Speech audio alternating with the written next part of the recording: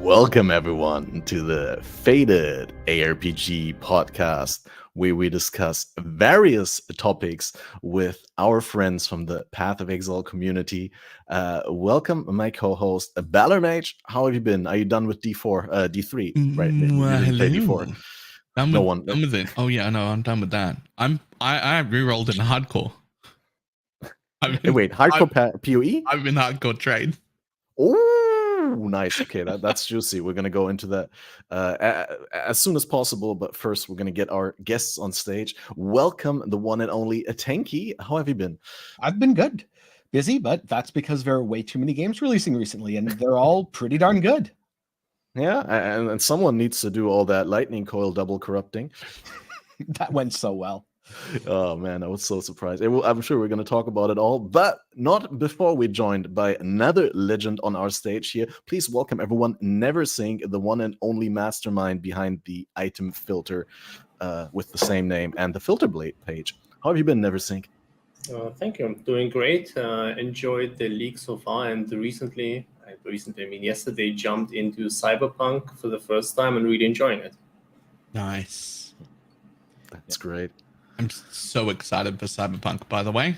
I know this is a PoE thing, but I'm real excited for Cyberpunk. I'm excited as well. It's really good. Yeah. 2.0 update dropped, and since the expansion is late in the game anyway, I can really recommend it so far. It was really good. Yeah. So wait, they're still bringing out content for Cyberpunk that they released? Yeah.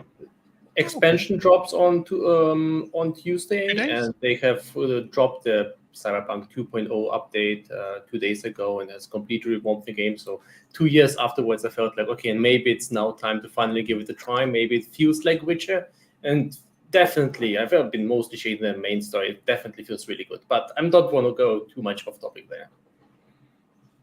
Oh, that's fine. I mean, I'm very happy to hear about something else, and I'm sure there's going to be plenty of PoE talk that we're going to get into.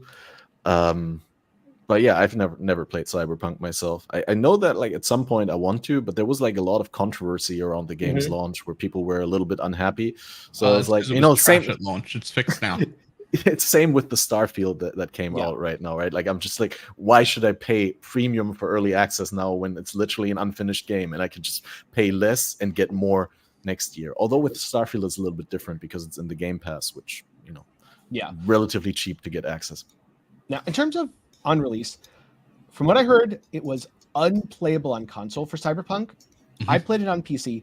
Honestly, even on release, I had a pretty good time. There were definitely a couple points that weren't quite as crisp or as finished as I would have liked. Main story was really good, though. Playing through it once was fun. And so now it's kind of coming back to something I'm familiar with rather than playing it straight fresh. Right. I'll definitely check it out at some point in the future. But I guess we should get into some PoE. And I'm curious to hear from you guys, because I already know what Balor played, although Balor said he switched to HC Trade now, so that's something interesting to hear. But first of all, to catch us all up, please tell us what you league started with and what's the build that you're currently playing on, so we have a little bit of context as to your opinions about the league mechanic, and like everything that we're going to be talking about obviously depends massively on the build that you're experiencing it with. NeverSink, you want to go first? I'm curious. Sure. This league has been slightly different for me than usual. I started out in an old school LAN setup with friends. We were 4 people, and we went for a Magic Find setup, and I've been the Magic Find color. We went and we had 3 supporters there, and I've been running lightning arrow ballista setup as well. So we were running the Nico memories and later on doing some ghosted magic finding. And basically that's also all I've done. I have an alternative set where I sometimes switch to do some Trial of the Ancestors and Sanctum. But that's basically all I've done in the league so far. After 2 weeks of that and also some conferences I had to attend to, I switched back to development, and since I'm sitting on a whole pile of cash now, I'm considering making another build, but now Cyberpunk has caught my attention, so I'll probably get back to Trial afterwards, since I actually quite enjoy the mechanic. This was in softcore trade? It is in softcore trade. We managed to find a Mage Blood and a bunch of other good stuff, so it's been quite good for us. after. Yeah, no, I was just wondering because Yeah. you've been known to start in like group font or SSF Yeah. even. So when So you say for in a group, I was curious whether you're doing it like as a group in an isolated league or as a group in the trading. No. But maybe next time in the kind of more of a group font setup and more of a, yeah, we'll see. But this time it's been ages since I really played in any kind of party play or Magic Find setup. So it's a nice change of pace from the usual normal gameplay experience. I have Right. also dropped a Mage Blood while Magic Finding this league. Nice. No way. Yeah. I've not dropped a Mage Blood while Magic Finding, nor have I been Magic Finding this league. Same. What have you not been magic finding on Tenkiei? Cold Dot. Cold I Dot? leagued- Yep, I league Yeah, started like- Cold Dot.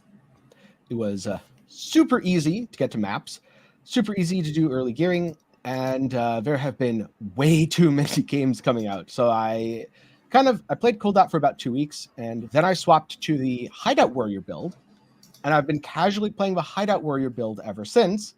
And I'm thinking of finally re-rolling into another character in Path of Exile, probably early next week, maybe the week after. Not 100% sure yet. Okay. So Balor, what's this HC trade thing about? So the best question, the question I keep getting is like, why did you move to hardcore trade? And the answer is feeling based. But I feel like I finished Path of Exile in softcore trade. I made way too much money Magic Finding, and now I can make any build and just put mirrors of content into it and laugh while it does everything in the game. And so I got bored. And then I was like, okay, off to hardcore it is. And now I'm level 88. I haven't died yet. Well, yeah. I made the explosive arrow champion. I've got like 200 C and 2 divines, which is a good start. But yeah, I don't know. I'm really enjoying hardcore again. I've been talking about if all of the hardcore solo self-found guys that started trade this league, if they start trade again next league, I might league start here. Sounds good. Yeah, I have a similar feeling. Like I got a new processor and some components, and like I got rid of like the worst troubling parts that dragged down my performance, and so I can actually play Path of Exile without dropping below 60 FPS all the time. And Nice. I've been having a feeling Nice. that, I might return to hardcore at some point in the future. But my skill is just not on point. Like, I don't know. I've been playing this Reap Juggernaut build, and I've been funneling so much currency into the build. And, like, recently I got the Indomitable Resolve, like the Flesh and Flame combo for the Hidden Marauder Ascendancy passive, where you deal 10% less damage, but you take 25% less damage. And I was like, that's going to solve all my problems. I'm not going to die after this. And I'm still dying. So still investing into the build to be eventually, maybe, hopefully, the all-rounder that I'm looking for that can kill everything but will not die. That's the kind of ideal that I want to go for. But I'm more than any time before, I'm enjoying myself playing this build for a long period of time. Maybe it's because I'm somewhat putting in casual hours, right? I'm only playing like 3-4 days per week. And then also like not doing the 12 to 14 hours graveyard stream shifts, but I'm like just trying to keep the stream fun, active, energetic, and engaging, right, between 4 and 8 hours, and then just finish when I don't feel it anymore, when I want to eat. And I can totally see myself go another 2 weeks with the build, and maybe actually get it into a state that I personally feel will be worth to write a build guide about finally. And it's a build that no one else is like documenting super hard. I mean, it's not going to be something that I can popularize because it's not a great league starter, but it is. The build has something about it, and I like it. Cool. How much Toda have you guys played recently? Because since I did my Toda push to like 700 rank with a duo friend, I just didn't feel like doing the whole thing solo anymore. And I also didn't feel like making a new character, because like all the progression is character bound, right? So like I can't make a new character and start up on that, because I'll have to start from scratch again. And the difference between having a build that is min-max to do the mechanic, and like just having a good build and doing the mechanic is just massive. This is my problem with Toda. My first character, I got to like 650. I didn't do it that much. And then on my next character, I farmed up to like 1100, and I really enjoyed it. And then I made a third character, and I was like, I don't want to start at 0 again. And so I never went back until I changed into hardcore, because I'd already done from 0 to 700, and then from 0 to 1100, and then I was on my third build being like, what? Why would I want to start at 1 again? What is this? Yeah, my duo partner actually told me just roll a new Marauder, right? And transfer all your gear from your previous Marauder onto the new character, and then use your old character to make a Toda specialized character, because that one already has the ranks. Yeah, it's... I actually can't fathom a world in which they made this same mistake again. Like, this is Delve all over again. We've done this. This is the same mistake. It's such a good mechanic. It's so fun. I want to play it. But I can't go sideways, and I can't pick a depth that I'm already at, and I have to start again from the beginning. So if you go all in on one character, there's no re-rolling. If you re-roll, you're done with Toda. No one's doing that grind again. Yeah, where do you stand on that NeverSink, on it being character bound? I actually thought it was global, and now I'm very, very disappointed that my mood to making a second character has gone down significantly. But yeah, that's definitely a problem then. I pushed Toda to 700. I really enjoyed it. I feel I had some optimized gear and stuff specifically for Toda on my Magic Finder to quickly swap there. It still was kind of very messy, since I would have need to change the spec and all of that. So it's definitely not optimized, but I really like the gameplay. The problem is I feel like the whole ranking system and the whole fact that you need to optimize for disruption and not for damage, and basically is messing with the game mode. It's a cool game mode, but I really wish it would not have ranking, or at least it would allow you to go horizontal like in Delve. Delve, you can go faster, but go horizontal if you want to. You don't lose. With Toda, basically, you need to dig down all the way. It gets harder, and then you need to kind of make this specialized niche disruption build at some point. And this is just, it's a cool game mode, but it kind of is self-defeating in a way. So I hope when it comes back, and I think it will come back, it needs to be different. Oh, yeah. Oh, welcome back. They already said something about that. But where do you stand on the whole Toda thing, Tenkiei? A little mixed, because on one hand, I got to around rank 700 very quickly on Cold Dot, because Cold Dot's pretty darn good at just disrupting by chilling everything, dealing passive damage, all that stuff. Right. But then I got to this point where I either have to take it seriously and specialize my build for it, or I don't really get very much for it because it takes so long on a non-specialized build. And I really like well-rounded characters. I don't enjoy specializing my builds for one specific thing. And so I'm still at about rank 700, because I don't mind the you can't transfer it between characters part. I do mind the you can't go sideways and roughly maintain your current rank. But if I know if I do it more, I will get past where my build is comfortable, and then it will stop being fun. But if I could just sit at 700 and farm it, I'd probably just sit at 700 and farm it when I feel like it. Yeah, the core part is there. What you say, you can't go sideways and maintain your rank. What I really dislike about that is like, you can technically go sideways. You just have to purposefully lose and like forfeit your rank, and then you can stay at the same rank. But it's just so long. And yeah, also, yeah, it takes long. It's impractical, and like I hate it when you can technically do something like that, but you have to, like, the game doesn't allow you to do it via pressing a button, but you actually have to like log out or lose, right? And they implemented a button so that when your totem is down, now you can like forfeit a match. But why isn't there not just a button from the start where you can just press it and be like, "Hey, I'm done with this"? It's worthless. Just to draw in another game for a second, that was one big problem I had with Last Epoch for a long time. In the monolith system, it was very easy to push corruption up, but you couldn't get rid of it. And finally, I forget if it was 0.91 or 0.92, where they added a way to massively reduce your corruption, and that made the whole system just feel so much better. But I think Trial of the Ancestors, it would be the same.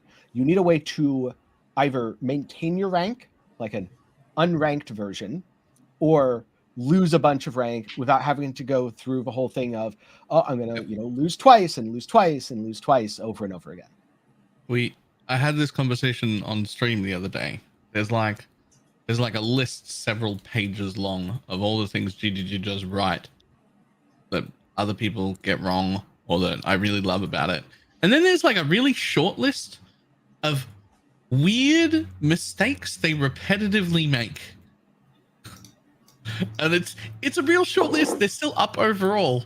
But one of the things they do is this sort of stuff where we've made these mistakes before more than once, and then they keep making them again. And it's real weird. Like, they're still up overall. It's still my favorite game. It's just, this is some weird stuff. Like, we've had this problem before more than once with different mechanics. Why are we still doing it again? Why is it the same problem? Yeah. Well, let's dive into that a little bit. Why is it the way it is in the game? What's the design purpose? I'm curious, does anyone have a good explanation for why it is the way it is, that you can't just forfeit ranks? Would it be too easy to like generate rewards? I think it's not about the rewards. I would guess it's about the games this is based off of. Because if we look at Dota Auto Chess or Teamfight Tactics, there's no real reason why you'd want to lose, because it's a semi-competitive or casual competitive ranked game. So the goal is to push up. And in capturing the essence of the game genre, I think it was kind of overlooked that maybe that gameplay style wouldn't be fun for players when the difficulty in, let's just say, Teamfight Tactics is because you're going up against smarter players who are making better decisions. But they're still human. They still make dumb mistakes just like you do. Whereas in Trial of the Ancestors, you're going up against raw stats. It becomes less about how smart you are in approaching the content and more about how specialized is your build for the content. And I think that's where the disconnect exists. That in capturing the spirit of the game it's inspired by, it missed the fact that in translation, it becomes a gear check that's unfun. That sounds feasible, but like in reality, we've already done this before. Like, we could sit down and we could write a little short list. And when I say we, I just mean like collectively the community could sit down and write a list of like 10 mistakes really easily that are repetitively made, that have happened several leagues in a row, that always end up needing to get fixed, that always are the same 10 or so problems that they do with leaks. And this is one of those problems. And I just don't really know how it keeps happening, especially considering how well they nail. Like, I've got so many pages of good things, and I've just got this little list of repetitive problems. And it's just a weird thing. I don't know. I believe it is kind of a mix of different topics. So I'd like to do a few addresses to a few comments there. So first of all, I feel like the main problem with the total balance comes from a bit of a weird situation that if you specialize in Tota, you specialize in Tota based on pretty much always later on based on disruption. You want to be tanky and you want to be able to disrupt things. The problem with that, it doesn't scale with time or investment. Later on, you still pay 1 coin. It is the same price. It is the same investment. And it's pretty much the same time if you can do it. As fights all stay the same if you don't caring about damage. And this is where I think one of the huge roots of the problem come from. For Delve, if you specialize in it, you still need to deal the damage. So if you go deeper, you need more view, you need to have the more damage, but you also get more rewards. This Tota is a bit weird. You basically dig down or you increase your rank, but it's pretty much the same 1,000 or 2,000. So sure, you need to survive a little bit more. It's the same time, it's the same investment, and it just doesn't work well. The scaling type doesn't work really well with ranks because it is not measuring your raw stats in this case. And where this problem actually comes from, I believe it's just one of the results of the game type. And it's also one of the results of the way the game PoE is balanced. The thing about PoE is that these problems that come up over and over usually have something in common.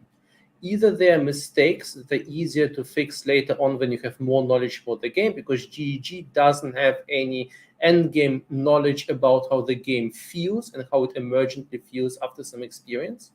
Or these are mistakes that are actually perfectly okay to have there because they will appear a few weeks in, or the community will figure out the good solution to those mistakes by themselves after they playtest that. So since I can spoil minimal information about how the alpha felt, and it went in 2 weeks. You had a 2 weeks alpha period, and in those 2 weeks, it went from absolutely disgustingly unplayable and rough, because they basically just pushed the first version of it there that was pretty much testable. And it's perfectly normal. It was a closed alpha, right? It went over to being somewhat playable. It went over to being smooth and fun, and the AI has been fixed, and a lot of things has been happening. It went basically a complete overhaul, like 3 or 4 or 5 or 6 or 7 or 8 times. It's been basically, actually, can't talk about any internal information there, but I was really surprised how smooth GEG pulled it off this time. Basically, there was feedback, they were reacting, they've been changing things on a daily basis. So this is basically where the result comes from. These mistakes that keep happening every time are usually the result of emergent things you don't know much about. So they're not trying to fix that. They're trying to make the 90% experience of all players good. And they just were not optimizing for that. I think this is why those things come up, because it doesn't actually matter if the league is perfectly attuned after everyone has played for 2 weeks. If no one will play 2 weeks, it doesn't matter.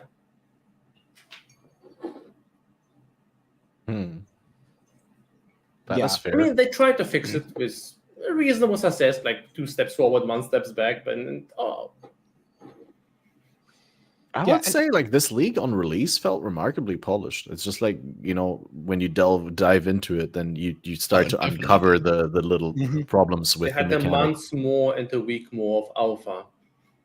And they also, I think it was kind of a big release for them since it was post-ExileCon. So I think they put extra effort there since they were expecting more people to arrive. I'm not sure. Not sure if actually more people were there, but I agree. It was polished. Oh, I saw a post today on the Reddit. Like, at least right now, the league is like one of the most popular leagues of the recent leagues, right? Like, only Ritual had more players on day 36. Don't get me wrong. Like, I'm complaining. Diablo 4 having less viewers on Twitch than Battlefield 2042 or whatever doesn't help. I have like top streamers have like 70 or 80 viewers there. So people have been leaking to PoE as well. Yeah, like I'm complaining about like the resetting, but the reason I'm complaining about not being able to go sideways or not being able to make new characters is because I want to play more league mechanic. Right? Exactly. You want to play if it was a shit league mechanic, I wouldn't care about those problems. Yeah, and to address NeverSink's point on emergent gameplay, I think especially with Path of Exile and the complexity of builds in Path of Exile, there's no way GGG can anticipate everything that a player will do. So what they have to do instead is look at how can we balance the mechanic so that players will be incentivized to play in a fun way, keeping in mind that some people will min-max and play way too much of it. I forget the numbers, but I remember that when Delve came out, Chris was like, we don't think, there's technically an end, we don't think anyone will reach it. And within like a week, people hit the end of Delve because GGG never assumed everyone would just go, oh, the damage ramps up. Well, do you actually think, like, sorry, like, may I just interject? Do you actually think when they say stuff like that, they really mean it, or they're just teasing the player base because they know that there's always this ongoing back and forth between the player base and the dev, and everyone like tries to one up each other, right? The dev say, you're not going to break the system, and the players are going to be, we're breaking that system. I think it's a mix of both, where sometimes they don't think players will break it quite as quickly, but it's also let's see if we can get someone to go, challenge it's accepted. Like engagement baiting, basically. Yeah, I think there's a 0% chance. Like with Delve, there's no way he said that not expecting to raise the cap. He said that purely to be like, I bet you can't. Yeah. And the rest of us Exactly, went, that's what I'm thinking. excuse Yeah. me, I bet I will. Yeah, pretty much. Yeah. And so there's a lot of innovation there. With thinking about just my experiences with Trial, going up to 700 on a build that I don't think is terrible, Cold Dot, it's okay for Trial. You can disrupt somewhat, but it's not an optimized build for it by any means. It was a good experience. I liked pushing up to that point. And thinking about it as the average Path of Exile player probably isn't going to be pushing past that. I mean, even just among us, not all of us have pushed past that. Therefore, if it feels good up to that point, that's a really, really good baseline. Then the extra bit for the min-maxing, I mean, it definitely needs to be there if it's a core mechanic. As a league mechanic, does it need to be there so that it's good for the min-maxers as well? Or is that extra development time that would better be served elsewhere? And I genuinely don't know the answer to that. That's a fair point. Did you feel that actually going up in rank, was there, I mean, we're all basing this on anecdotal evidence basically because we don't have the numbers to back it up. I'm sure we're like none of us like completely tracked and had like an Excel table about all the rewards and all that. But do you feel that going up in rank actually improved the rewards? Absolutely. Yes. Significantly. Yes. Yeah, absolutely. Especially the uniques around like 500-600, I started to notice them way more. I was like, oh, I'm getting this unique and that unique and this other unique. Significantly well. better. Yeah. Enough so that I don't need a spreadsheet to be 100% certain. Like a noticeably better. Agreed. It's anecdotal, but I feel like also from many players I've heard that the rewards below 400, I think there's actually some rewards can't even appear. And afterwards, especially the tattoos, and afterwards you slowly start getting the other rewards. I think in the chorus lock is even locked above, I think like 700, and most of the good tattoos are locked above 400 or 500, something like that. But this is something I read on Reddit. It might as well not be true, but I definitely noticed that going from the lower tiers to the higher tiers, the amount of divine orbs, the big rewards, you can even see the currency stacks. It becomes so much significant, and this feels really good. Yeah. From my own experience, I could tell like somewhere between 200 and 700 was a break point where it felt like all the currency stacks, like all the chaos and regret and scours, were essentially double, twice as big as they were before. And yeah, I like to think divines spawn more often, but then again, one divine spawn in a couple of runs versus 2 divine spawns could just be RNG, right? I can't tell for sure. But I wasn't sure for a while because it does definitely get significantly harder numbers-wise, right? The enemies get insanely tanky, they get insanely one-shotty, and like you guys already hinted at, the gameplay doesn't really change. There's not much that you can do in terms of playing better, but you really need to somehow play the stats game if you want to continue It's a lot beyond easier a to certain tell point. when you're playing at 11 or 1200 on a character and then you make a new one. You can very quickly tell. You can be like, oh, this is significantly less rewarding than my 1200 run, and now I need to grind back up. Because I went from 700 on my one dude to when I re-rolled. I went from 700 back to the start and was like, oh, this is very noticeable. Yeah, something else that was very interesting to me. Early on, people were saying that the Rongo Kurai units were overpowered, just one-shotting them over and over. And I was like, what's going on here? Because I wasn't getting one shot. Turns out it's because they have Fizz Overwhelm. My defenses were Fizz taken as. I had basically no armor, but I had a ton of Fizz mitigation because I just, why take physical damage? And so I was negating the thing that was negating other people's defenses. And I was just like, why is this a problem? Yeah, it turns out if you have armor, it's a big problem. No, yep. Yeah, I also like don't notice that. I feel like I should add something that I definitely like seeing. I was very skeptical about that first, but now I'm very happy they did it. It feels really cool to have a no XP loss mechanic there because GG is so good at over-tuning and creating absolutely deadly and sometimes outright unfair content. And many of my deaths in Trial felt absolutely random, like getting one shot or just getting rushed from the other side of the screen by the spear guys and then instantly dying, especially on my poor magic find character. It was like there were so many things that I felt instant death. So it felt really nice that we just focus on maximizing my gameplay, even if it's taking risks if I wanted to, without thinking about the experience. And I think that's actually a cool shift. I think it would be problematic if too many of those mechanics would appear, but it was nice. It was a nice change of pace. You're happy with that being like that for a league, or would you be happy for it like to be permanently implemented in the game?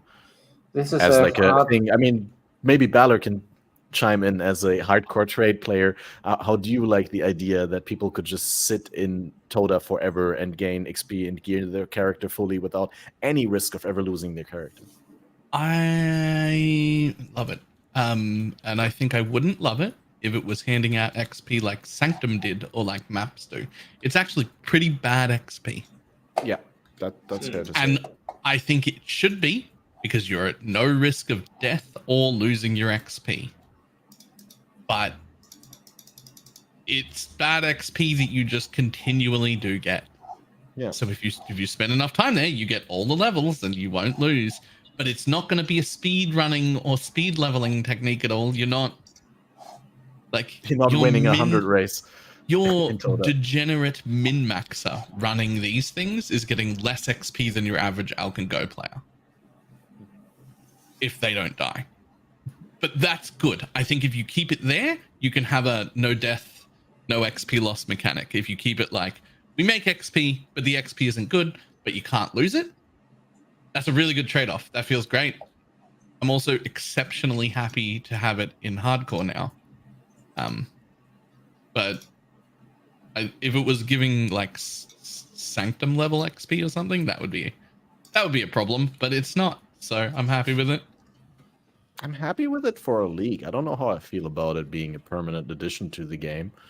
But then again, once it goes core, it is also accessible at a far lower frequency, right? You won't get as many silver coins, and roughly probably, only spend 10% of the time that you spend now in the league mechanics. So then it would be fine again if you get only a tenth of no XP.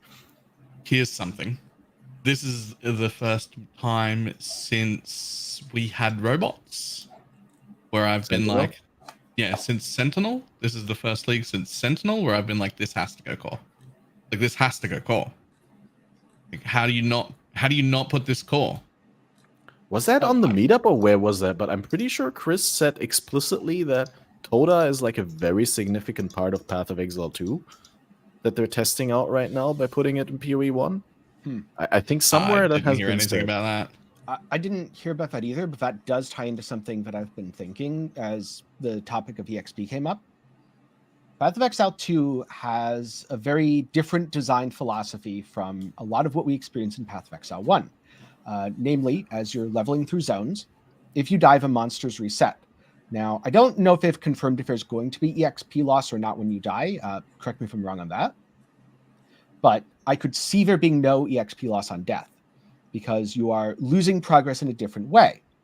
And that made me really think about, why are certain things so rippy in Path of Exile? Well, it's because we can recover so much, right? And that's part of it, but it's also that we have 6 portals. Because now, to fail a map, you have to die 7 times rather than just dying once.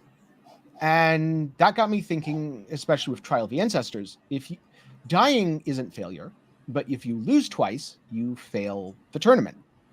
So what if there was no EXP loss in a future mechanic if dying once caused you to fail that mechanic? Similar to, let's just say, Delve fighting the bosses. You no longer lost EXP fighting them, but every time your attempt is consumed and all resources are forfeit. We sort of had that with Sanctum, right? You could lose Sanctums without dying, but you could also die in Sanctum. That was the difference. Yeah, I agree with thinking. I feel that, so first of all, I did not like whole instances resetting in PoE 2 demo. I tried my worst experience, but it was also incredibly overtuned is doing the last level with the sorceress in the alpha, and then dying there once, and everything was basically one-shotting you there, and you're getting perma-stunned all the time, and it would reset the whole instance quest state, all of that. But aside from that, actually enjoyed the beta a lot. But I do agree. I'm not sure how I feel about the whole XP loss on death in general. I think I feel like this mechanic is maybe PoE 1, it's one thing. In overtuned mechanic, it's probably also another thing. But in general, I think if there is some sort of punishment for dying or some sort of price you pay for dying, it is perfectly okay if the price is that and not actually the lost XP. So I feel like this is often a negative incentive that is ruining the game or creating other sub-problems. It is very Diablo-esque and old school in that sense. But it also feels like, even in general, I felt like PoE could use a mechanic where you can just endless. I mean, once your gear is really optimized, you don't swap items that often in PoE because all of your things basically depend on each other. You try to change your ring and suddenly your resists are gone. All of your items are red because you're missing 7 decks or something like that. And good luck with adjusting that. So at this point, you're just basically farming, and maybe you'll get one level. But you could get to the point where you spend an entire day farming on a build that you're not feeling perfectly happy about, and you haven't changed or gained a single piece of power in the game. And this is, I feel like, is actually a weakness of PoE that can scare off especially less experienced players. They get to the end game and they don't know how to upgrade their characters and not even getting more upgrades, but they keep unlocking maps through the 6 portal system, and they keep diving into harder content while dying more and receiving no power-ups. I'm not sure if this is the best system. I feel there's some problem there, but maybe it's also a bit off topic. In general, I enjoy the no XP thing, no XP loss in Dota.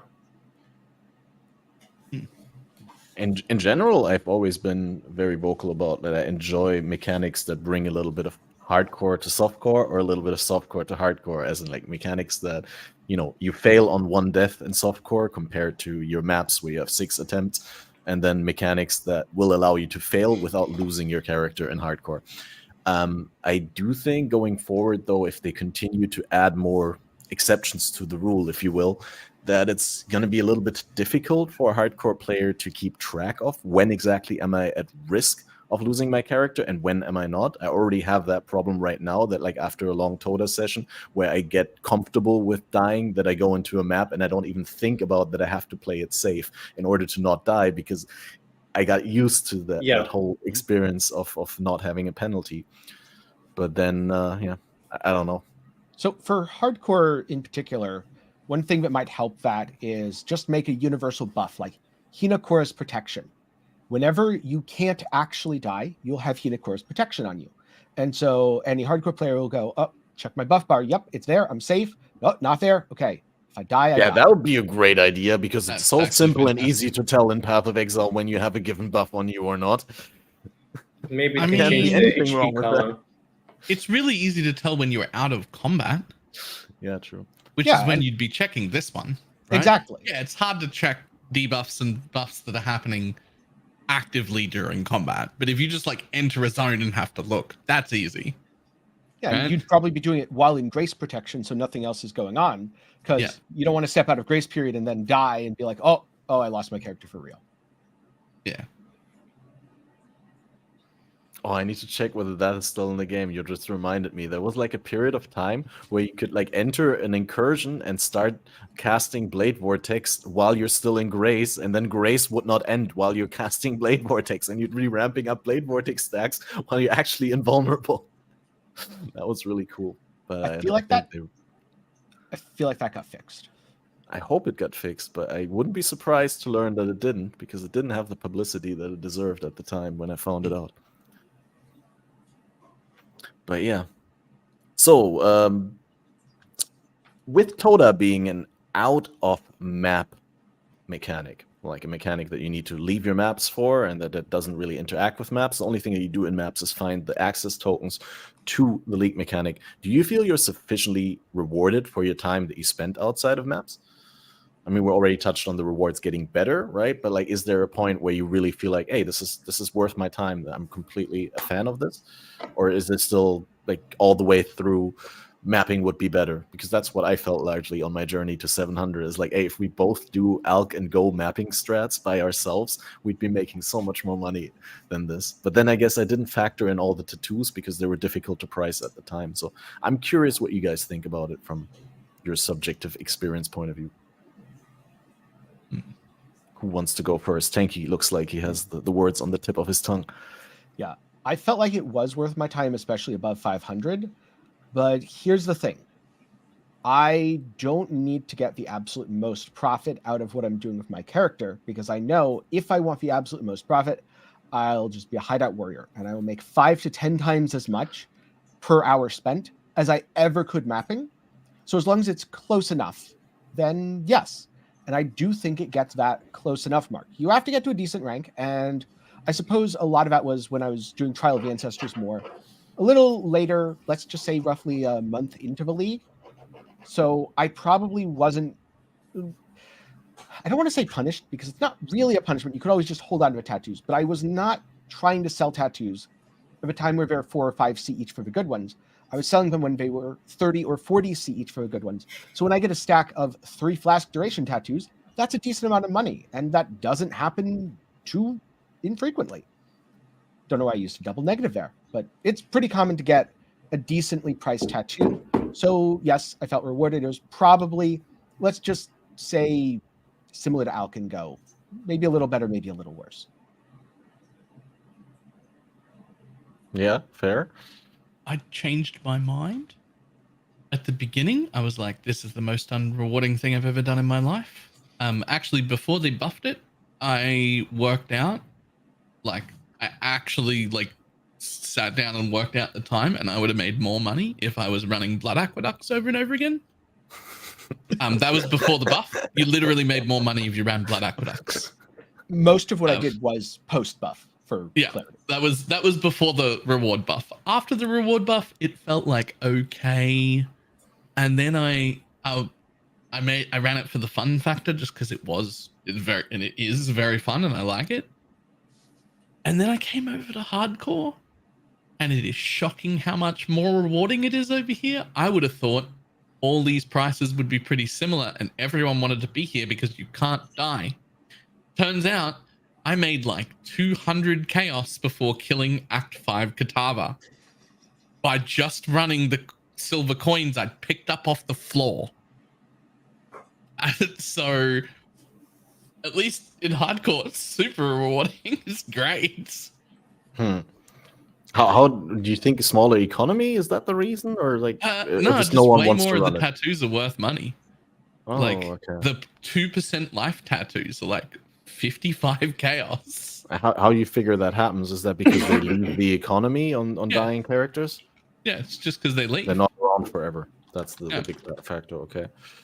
Because I also think like in hardcore, there might be the point that, you know, you're not comparing the profit that you turn in Toda to like fully juiced maps, but you're comparing it to like mid-tier, like reasonably safe maps that you run without risking losing your character, right? You're just but also like maps with like a master and maybe a scarab or like a, you know, and then like divines are worth less, so chaos is worth more, and then on top of that, all of the tattoos are worth nearly double the amount of chaos because they keep leaving and people need new ones. And I don't know, seems to be a lot better. I don't know what's going on. I don't know what's going on this league. As soon as I moved over to hardcore, I'm like on the hardcore train again. I don't know what happened.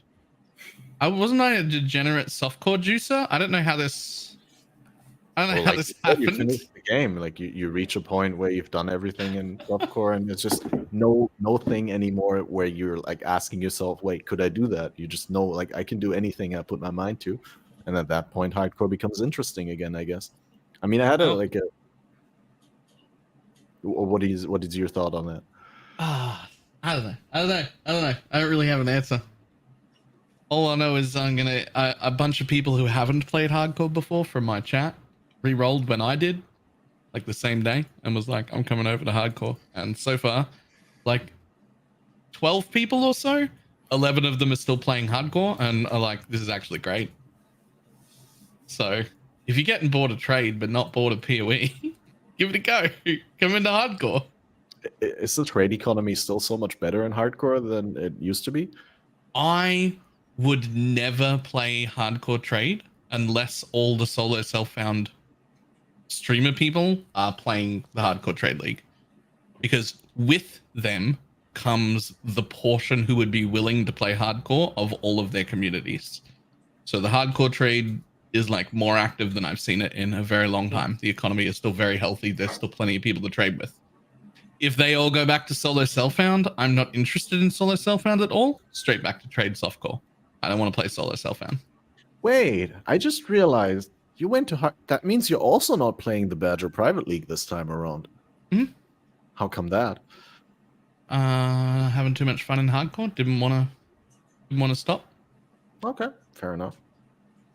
No, I deliberately decided, like, when I heard of BPL happening, like, it does happen every league, but like some week or two into the league, I realized, oh wait, there's actually a BPL happening.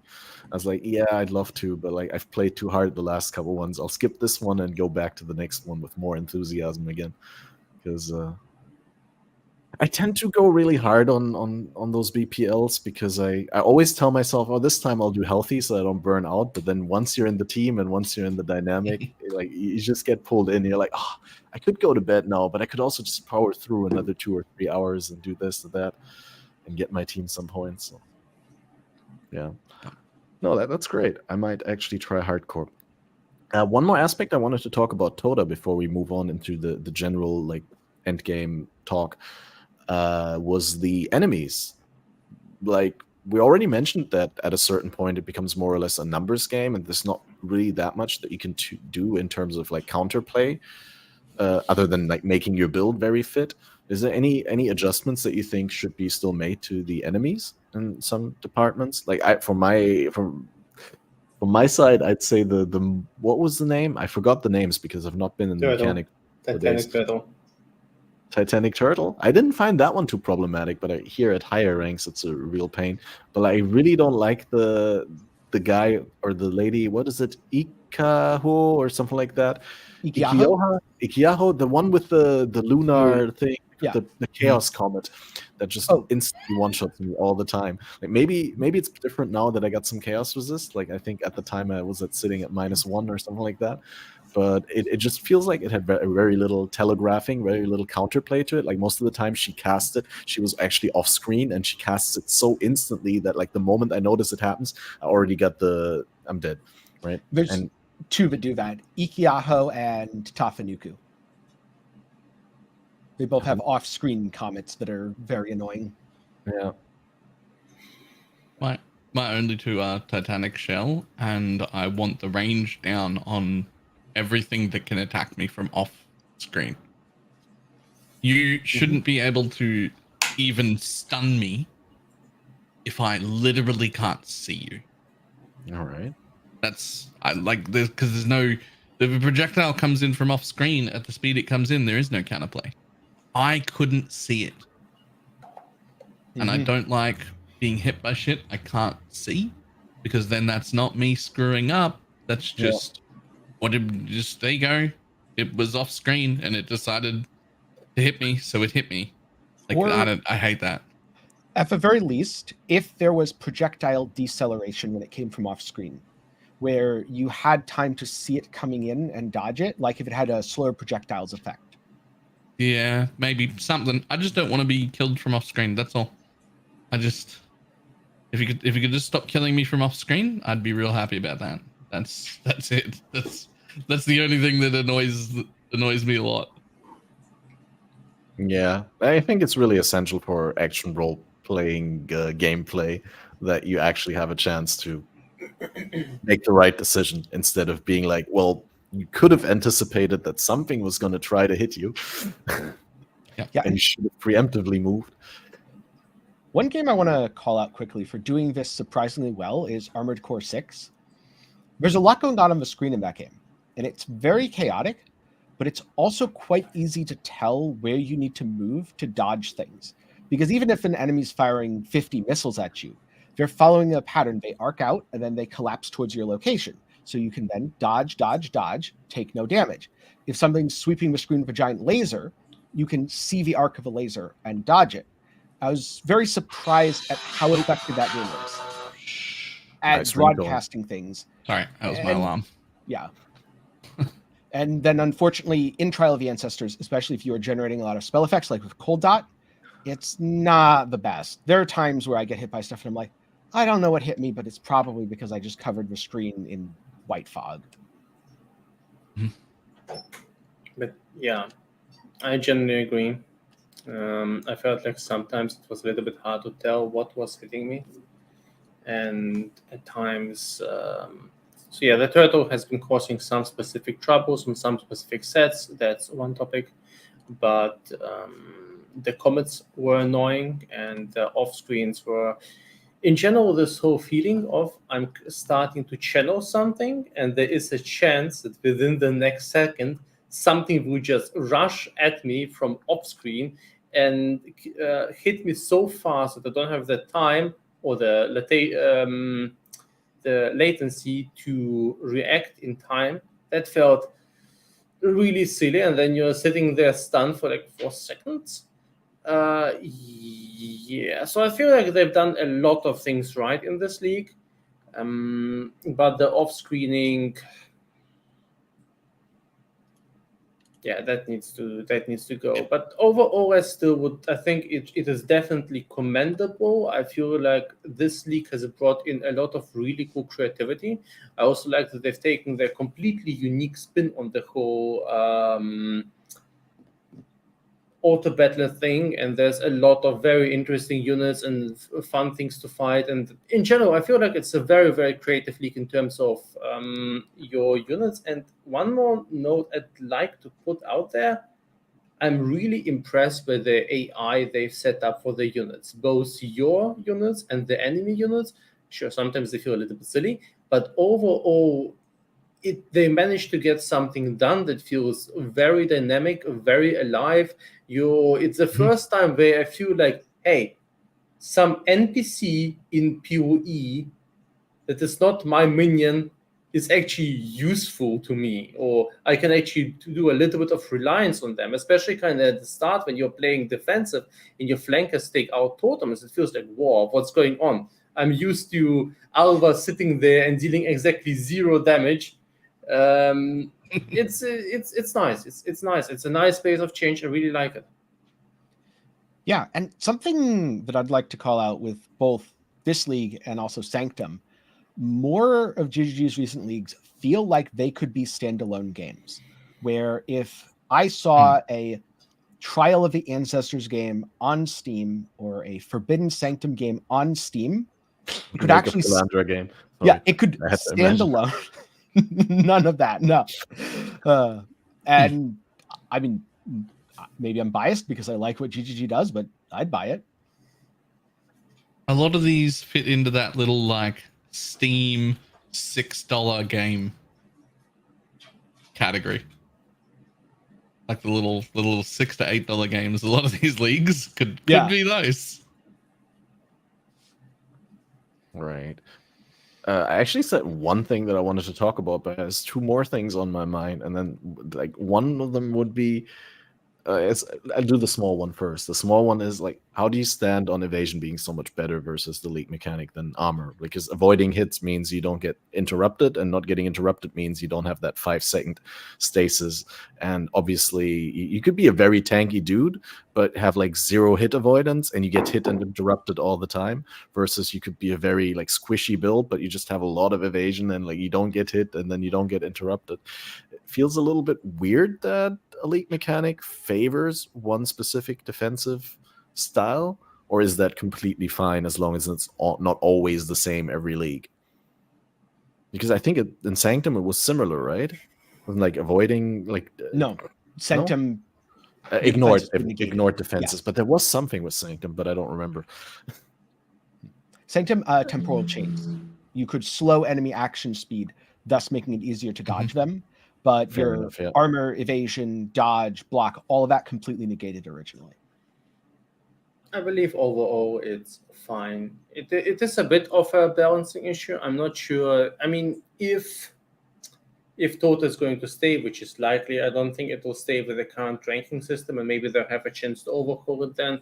But as long as it's not that one defense type actually favors everything, I think this is totally fair. In fact, maybe some sort of asymmetric design is actually beneficial, because you're feeling like you're doing something smart, or you're feeling you're taking up a challenge, and some people like that. So as long as it's still viable to go for either, it is nice. Like, we have this thing in Labyrinth's armor and some hybrid builds with some energy shield regeneration do have some advantages over other builds.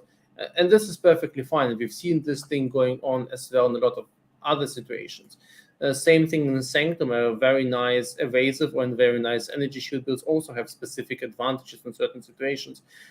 I like the fact that if you have something that provides you with a little bit of an additional incentive to say, hey, this build is good for that, this build is good for that. You have the same with damage mechanics. Like, certain builds are much better for Legion, or certain builds are much better for something like Blight or certain Uber content. Why shouldn't defenses? I mean, as long as you can still do that, why shouldn't defenses have some priorities? It's okay. I don't hate it. And that reminds me of something. I have not before this league seen anyone really using acrobatics, and I've seen several builds in Trial of the Ancestors using acrobatics, because you layer evasion and spell dodge. You don't care about mitigating the hits because they're going to one-shot you anyway. You care about avoiding the hits. Therefore, it actually has a purpose for this dead keystone. And Finally. yeah, exactly. It's cool. I like that. True. That is a factor that I did not consider. Yeah, I like that as well, that it lets you use that stuff. Okay, and the other question I had is, like, how impactful do you think is the unit constellation and the way, where and how you place them on the field, and what's your go-to strat with that? And when you start a new tournament, how do you progress into the later rounds and all that? I'm curious whether you guys have the same approach as I have. It's incredibly impactful, and I love it. I feel like this is one of the best things about the league. It felt like I was being rewarded for being tactical. It's always a good thing where PoE rewards you being tactical in a way where it still doesn't feel like wasting time. And, well, my usual go-to approach is a little bit dependent on the enemy team. Try to put flankers where there are no defenders on the enemy side. Put always at least one flanker, at least one defender on, and one attacker. Usually that's kind of my setup. Go to prioritize Sunrise Sages, have a bunch of Trial Masters out there. Not Trial Masters, the Onslaught guys. Have a bunch of Kitava Horns. There's a whole bunch of different units I like to have on the team, but fill up all slots as soon as possible. But generally been pretty much messing with all kinds of units, and most of them feel pretty decent. And yeah, I really, really like the fact that the game rewards you for actually learning it a little bit and fiddling around and figuring out some strategies. So yeah, that felt really, really good. I feel like they really exceeded at making it fun, because I'm not sure if the rewards are good enough, because I don't care. I felt like I was being rewarded well enough. I just enjoyed the mechanics so much that it was actually worthwhile for me to have this little mini game going on. Yeah, that's a really big part, is actually whether you enjoy your time, because, like, obviously a league mechanic or like a farming strat could make you all the money in the world, but if it's, you know, every minute you spend in there, you'd rather end your existence in the game, then that's Hideout warrior strat. Hey, I enjoy being a hideout warrior and crafting. there is times where I enjoy that as well. Like 1 I hate hour it. out of an 8-hour stream, right, or of an 8-hour playing day, I'm completely fine being a hideout warrior. I like to price my items. I like to do some trades. I like to spend my farmed crafting materials on the bases that I found. What I don't like about hideout warrioring is the whole planned approach, right? Like going and buying like 100 essences of this or 100 resonators of that kind, and like this whole planned approach to hideout warrioring. But hideout warrioring with what I already have when I'm taking a break from mapping anyway, I'm fine with that. That's fun. 100 essences, that's like 5 minutes though. Yeah, that was like, I don't know, something I pulled out of the back of my brain. I definitely do. Oh, I want to craft for the next couple hours. Here, let me buy 1,000 essences or resonators or whatever. I mean, that can be great content. It's just like stuff that I don't really enjoy doing. Yeah, I make friends with bulk sellers. In terms of strategy and units, my initial strategy unfortunately got nerfed out of the game. Because my first strategy was pairing Hinakor's Horn and consuming Kuna Kuna and preventing enemy units from respawning. Because it would extend their respawn timer so long that some, like the champions, just wouldn't respawn. And I just go, oh, click that totem, click that totem, click that totem. Yay, I'm winning. And then that got changed. You can't stack those effects nearly as effectively. Luckily, the enemies can't stack it nearly as effectively against you either. And I really started to heavily invest in flankers. So I always try to have at least one ranged defender.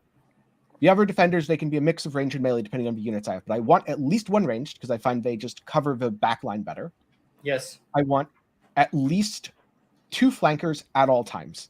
Whether I put them, one left, one right, or 2 left, 2 right, depends, again, enemy team comp. If the enemy team has a whole bunch of totems on the right side, I'll put my 2 flankers left, and I will sit on the right side to block incoming enemy units. And then attackers, I want disruptors, tanky units. Surprisingly, even the turtles that everyone's like, these are bad, are pretty darn good as attackers. Because the lunar ones? Yeah. With enemies the will rod. Yeah, get stuck trying to kill them and waste a bunch of time. And my favorite escort unit is I think it's Storm Conduit. It's the guys with a proc shield. And so then I just go, la, la, la, you can't hit this, and click enemy totems and have a blast. That's so different from how I've been running this whole time. Both of you. My literally first round, no matter what, I will fill flanker spots immediately. Yeah, that's all 4 what I was flankers gonna are say. immediate. Like, fill the flanker spots as soon as possible and never keep them empty. Keep up that there will pressure never be an empty flanker spot in my runs ever. Now, and then my first priority is to replace my flankers with good flankers, which are, for me, Sages and Thunderbirds. Both of those, whichever one I get my hands on first. And then the next priority is escorts.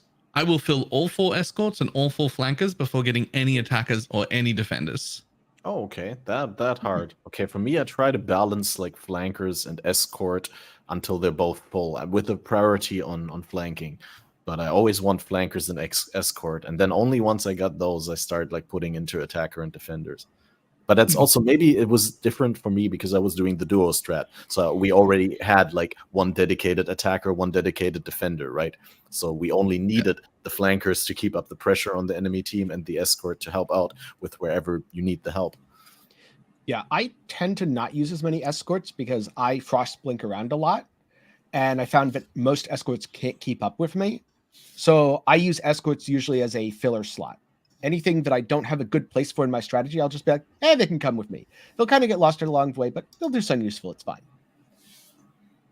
Same I experience. also like to get there's an item that gives you flash charges.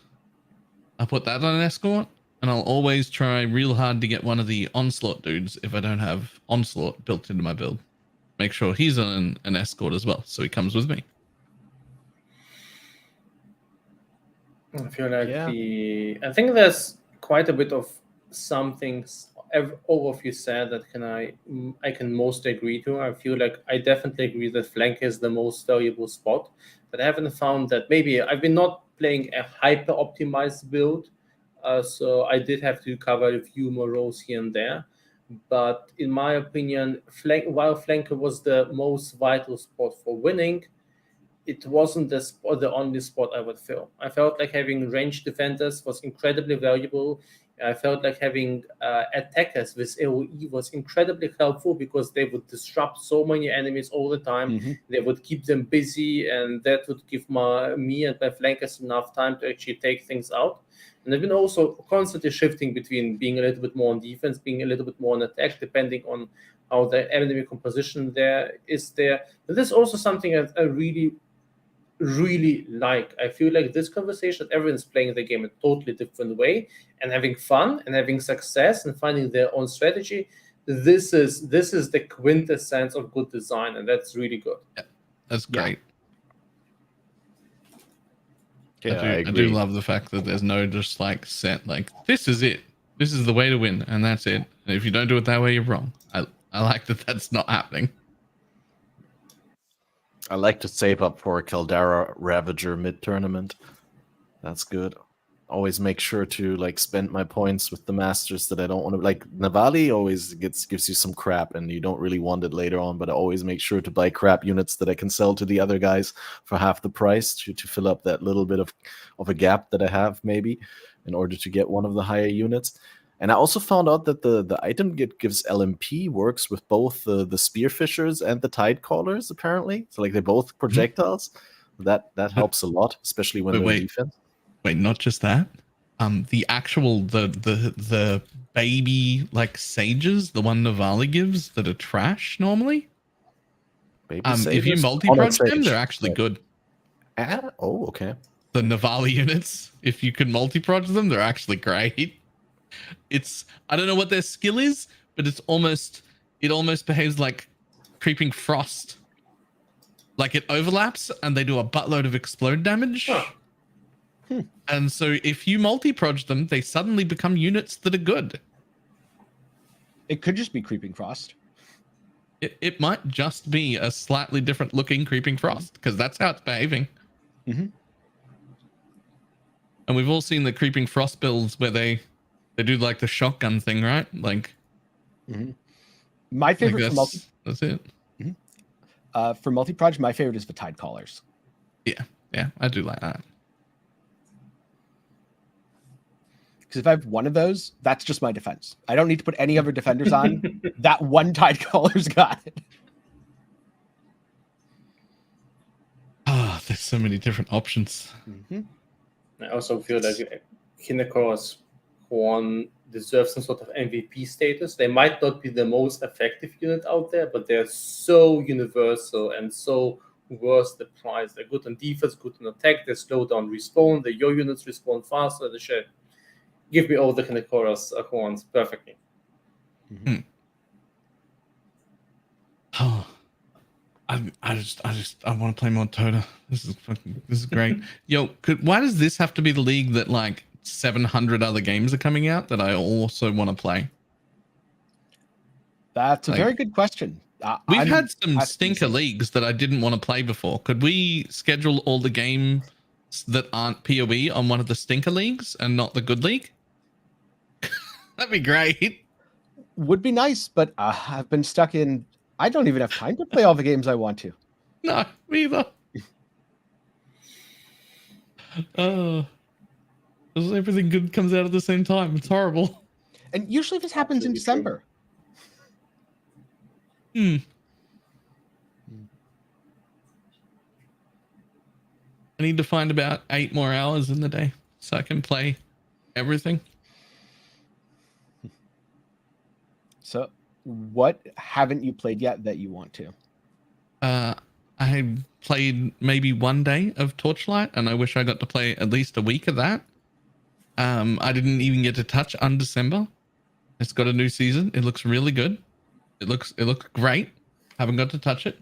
There's Cyberpunk coming out, and I know I'm only going to play that for like 2 or 3 days total, and I would love to give that a week or two at least. I didn't touch Starfield. I didn't have any time for that. There's so much. Yeah. After Cyberpunk, it's Baldur's Gate for me finally. I've been trying to avoid all the spoilers. It's and every single person who played it is basically telling that this is the best game ever, or at least hyping up a very certain character. And my girlfriend is all over the blonde vampire guy. Yeah, definitely need to play that. But yeah, totally stuck in Cyberpunk. Very enchanted with the game. Never played it before. And in between there, I'm still working on the project at least. And yeah, then there was the whole Unity drama, which also, interesting enough, consumed a lot of time. I definitely agree with Bauer. For a good league, the league is totally consumed by a lot of other things somehow. Yeah. For me, I've played some Baldur's Gate. I definitely want to play more. I'm playing Armored Core 6. I played a little bit when it first came out, kind of going back. That too. Mm-hmm. Yeah. Then the games that I haven't gotten to pick up at all yet, Sea of Stars, that looks really good. Lies of P, also a very interesting kind of Bloodborne-esque game. And Starfield, just because it's huge. Although at this point, I'm probably going to wait for the Game of the Year edition or whatever and all the mods and fixes.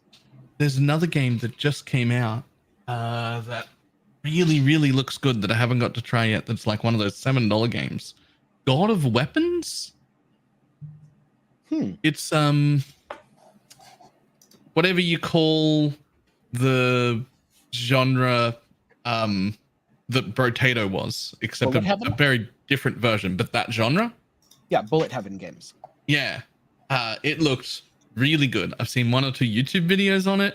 It's got a different angle from most of those games that you watch on, way different graphics from most of those games that I watch on, and a way better, more interesting like item system and meta progression than I've seen in other versions of that game. Looks really, really good. It's like $7. I've already bought it. I don't know when I'm going to get to play it, but it looks great. You guys played, I know Tenkiei has, but how's the Rune Master in Last Epoch? Have you delved into that? Another one I didn't get to try. Yeah, I mean, it's too much. I luckily was able to get a sneak peek at Gamescom, right? Mm-hmm. That was great. But yeah, have you played it, Tenkiei, since the release? Yeah, I played through. I made an Ignite Frostclaw build that went quite well, and it was very fun. I think Rune Master has to be the best designed class in Last Epoch so far, because every skill I played, I went into it and I was like, oh, I'm going to do this thing with it. Wait, I can do something totally different. Wait, why are both of these good? There's so many options that are just really, really good with all the different skills, and they have great synergies. So just Balor and NeverSink, you're both aware of how the Rune Master works. Or maybe we should quickly explain it. It's like that one guy from Dota. People Invoker. Always compare it to that one where... Cool. Yeah. Here's the thing, though. Invoker is similar to Rune Master's Runic Invocation skill. Just that. Yeah. But there's so many other skills. Yes. He also has several other skills, like Frost Claw, like Glyph of Dominion, like Frost. I think it's Frostwall. I converted it to fire, so I keep wanting to say Wall of Fire, which is the spell from Dungeons and Dragons, but I'm pretty sure it's Frostwall by default. All of those work very differently. Frostwall is really cool. It's a kind of dot skill that also does different things whenever you or an enemy pass through the wall. Interesting. Mm-hmm. Yeah.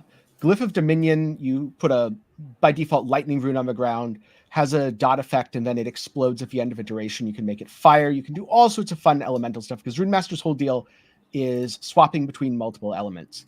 And he also has a ton of different trigger skills. So I was doing the Frostclaw Ignite. When my Frostclaw hits enemies, it has a chance to trigger Elemental Nova. And I found out that triggering Elemental Nova bypasses the cooldown for the version that has a bigger AoE and more damage. And so it's just like, wait, I get to do this for free? Oh, that's fun. Yeah. Oh, that's crazy. Yeah, I urgently need to play it myself. So that sounds like there's a lot more build potential in the Rune Master than I initially thought there was. Yes. Because I thought it was basically just mainly like centered around the runic invocation, and that you'd optimize your build around like playing 1 or 2 certain rune combos with the runic invocation skill, right? Because the runic invocation casts a different spell based on like which 3 runes you have on you, basically the last 3 skills that you cast, whether they're fire, cold, or lightning. And Yeah, I just thought that that's the central thing, but you're just telling me it's so much more. I need to start playing that game again. Damn. Mm-hmm. I hope it runs as smooth as it did on Gamescom.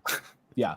So there's 2 builds I've seen, and I'm sure there's plenty more, but I just haven't seen, that do focus on specific rune combos.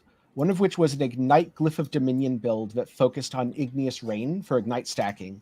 The other is Hydrahedron, where you turn your Runic Invocation into just a little turret that shoots bolts at stuff. But I didn't even have a Runic Invocation on my build. I was just using the runes for buffs. I had it on my bars, but I never hit the Runic Invocation button because it was just there to provide me buffs for having specific runes. And so you can build around it. You can work it into your build as an augment, or you can just ignore it entirely. Okay.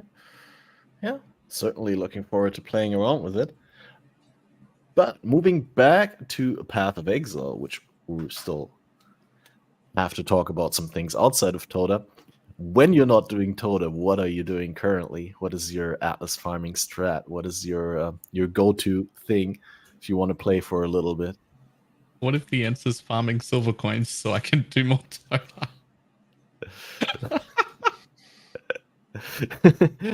Just in the acts, like just running act zones for silver coins? Nah, I'm still on maps, but I don't know. I was doing full degenerate solo MF stuff in softcore. My character's worth like, I don't know, 2 mirrors, 2.5 mirrors. It's got the best MF gear I've ever worn in my life on it, but it's just too strong. So it's too strong to be interesting now. Well, how? Just out of curiosity, maybe don't go super deep on it, but how do you set up your maps for that? You just go Delirium, Beyond, everything? I skipped Delirium entirely. It was slowing me down. It's not that I couldn't do it. It wasn't making me more money per hour. Right. So hang on. Atlas. It's just Scarab Divination Reliquary Ambush. Beyond 8 mod corrupt, Strongbox is rare, Strongbox in range. Just the standard like strong boxes per hour setup. I didn't even do ghosting. The ghosting stuff looks really, really good. It's very, very strong. Except that it doubles the amount of time it takes me to make a map, to run a map. And it doesn't quite double the amount of currency I get out of every map. So I just skipped it and just did the old school thing, and it made. Why does it take longer? Because the ghost AI still takes so long for them to decide whether they want to possess. No, because as a solo player, I have to have a build strong enough to stand around and not die, and I have to go open all the strong boxes and put the ghosts in the mob first. And to do that as a solo player and keep all my quantum rarity means that needs to be a different character. Right. So I just I'm good. I see. So I'm currently farming Alvas, right? Like I spec all into Alva because most of the time it's just me playing builds that need a Val skill, and then you need a 21 Val skill eventually, and those are typically very expensive on the trade economy, so I tend to try and make them myself, even though I'm remarkably unlucky with the Doriani's Institutes. But it's still better than to pay, I don't know, like double-digit divine numbers for a 21 Val gem, I guess. And Locus of Corruption is still 1.4 div, right? That's something I found out really quickly, and just running a couple of Alvas, I mean, it's really easy to get those. And if you get a temple with the Locus, 1.4 div. If you get one with the Locus and an Apex, or like Locus and Doriani's Institute, then it's 1.7 div, which is really weird because if you get just the Doriani's Institute, it's like 170 chaos-ish.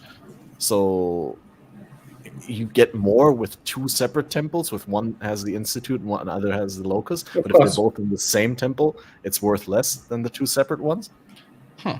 Because I guess just the temple itself is worth something because the boss can drop things. Or I think people usually buy the one or the other. Very few people want to buy both at the same time. So they don't pay premium for the other one being on there as well. They just take it as like, oh yeah, it has a little added value, but I'm not paying the full value for that. Yeah, that makes sense. I just think that there are dedicated temple farmers out there, right? And for those, obviously, they get to do 2 high-value rooms in 1 temple and technically save time. So there's that aspect as well. And the temple is, as a baseline, worth something. Yeah, because- exactly. yeah. You get the Yeah. vials from the boss and the Yep. strings, I guess. Yep. And also the bases. Sometimes you get a pair of gloves which just randomly sells for 5 divines. Yeah. I guess another factor is that if you really only want the Doriani's Institute, then having the Locus on your temple makes it harder to run because it reduces the max rest by so much. But I don't know whether that's a real factor in softcore for people. No. I don't Most think people even- don't care about the downsides Yeah. of the temple. I'm not sure it even would be in hardcore these days, because they have no other mods and the enemies aren't that scary overall. There's like one mob type that's really scary. Like the guys that are the same as the Val Flesh Merchant. Like these Val assassin kind of like dudes that also go invisible for a moment and untargetable. Those guys are scary. But yeah, so I'm doing Alvas, and I'm fully invested in Abyss, and I got a little bit for random Delirium mirrors, and then my build is terribly slow, right? So I realized really quickly that I can't keep up with the Delirium fog, so I spec'd into the Keystone, the new one where the Delirium stuff doesn't end, and that makes it so you can't get Simulacrum Splinters, and you can't get the other rewards, the Delirium Orbs, so you only get Cluster Jewels from the Delirium specific rewards, and I get so many Cluster Jewel bases. It's crazy. And now I'm thinking, like, this is really cool for SSF, right? If I ever, or when I ever go back to SSF, I'm looking forward to having like a really nice way that is not spamming heist to farm a bunch of Cluster Jewel bases. Have you guys tried any of the new Keystones? I'm sure you did. Yeah, I've been playing around with a bunch of them. We've been playing around in Magic Find setup with the Rarity Keystone, the Quantity to Rarity Keystone. It's been causing some fun loot explosions, but overall we decided it wasn't really good. I think everyone's favorite is the Expedition Keystone. If you've tried it, if you've played Expedition, and you've tried it, it's so good. It's just such a nice time saver, because it basically protects you from yourself so that you don't spend too much time optimizing this thing. It also just affects everything. So unless you get some immunity up, it's actually quite good. The others, Also, if you're someone who hates Expedition normally, which is me, this solves that problem. Give it a go, because I never run any other league before this league. I hated it. Every time I put it on, I was like, this is miserable. It takes too long. I don't want to do this. And now I just go plant and I mouse over and make sure it isn't immune to the one thing that's a problem. And if it's not, I hit the go button. Yep. It's great. And we've also played around with the Infinite, with the Infinite Delirium Keystone and with the Beyond Keystone. Both of those have some very specific use cases for magic finding, which is quite fun. But yeah, I haven't actually played too much with the Keystones, because pretty much in most of the spare time I've been magic finding when I've been playing there with the party. And a recommendation I can give you are the Nico missions. So try it out. It's maybe not the most profitable. It definitely is not the most profitable strat, especially with investment. But this Nico mission that torments a lot of units on a map and creates like hyper tormented rare units. So if you slap a Delirium out onto that and make the map rare with decent stats, it's hilarious with magic finding, because there's so much quantity on these quadra tormented units. If there's a conversion mob, they fill up a whole screen with, you find like 100 scarabs or over 2,000 jewelers, or we had once a loot explosion with like 800 fusings, and sometimes you find just huge amounts of divination cards or currencies, or over 100 uniques from a boss. So it is also remarkably difficult at times. Like if we had a Beyond boss that basically was so speedy that the route to run and killed everyone one by one in like under 1 second. But at the same time, and we were able to take out quadra ghosted causes at this point with Delirium. So we had some decent builds going on. But it's a hilarious and interesting experience because you get these super concentrated mega drops of stuff. And where was this? The Nico memories?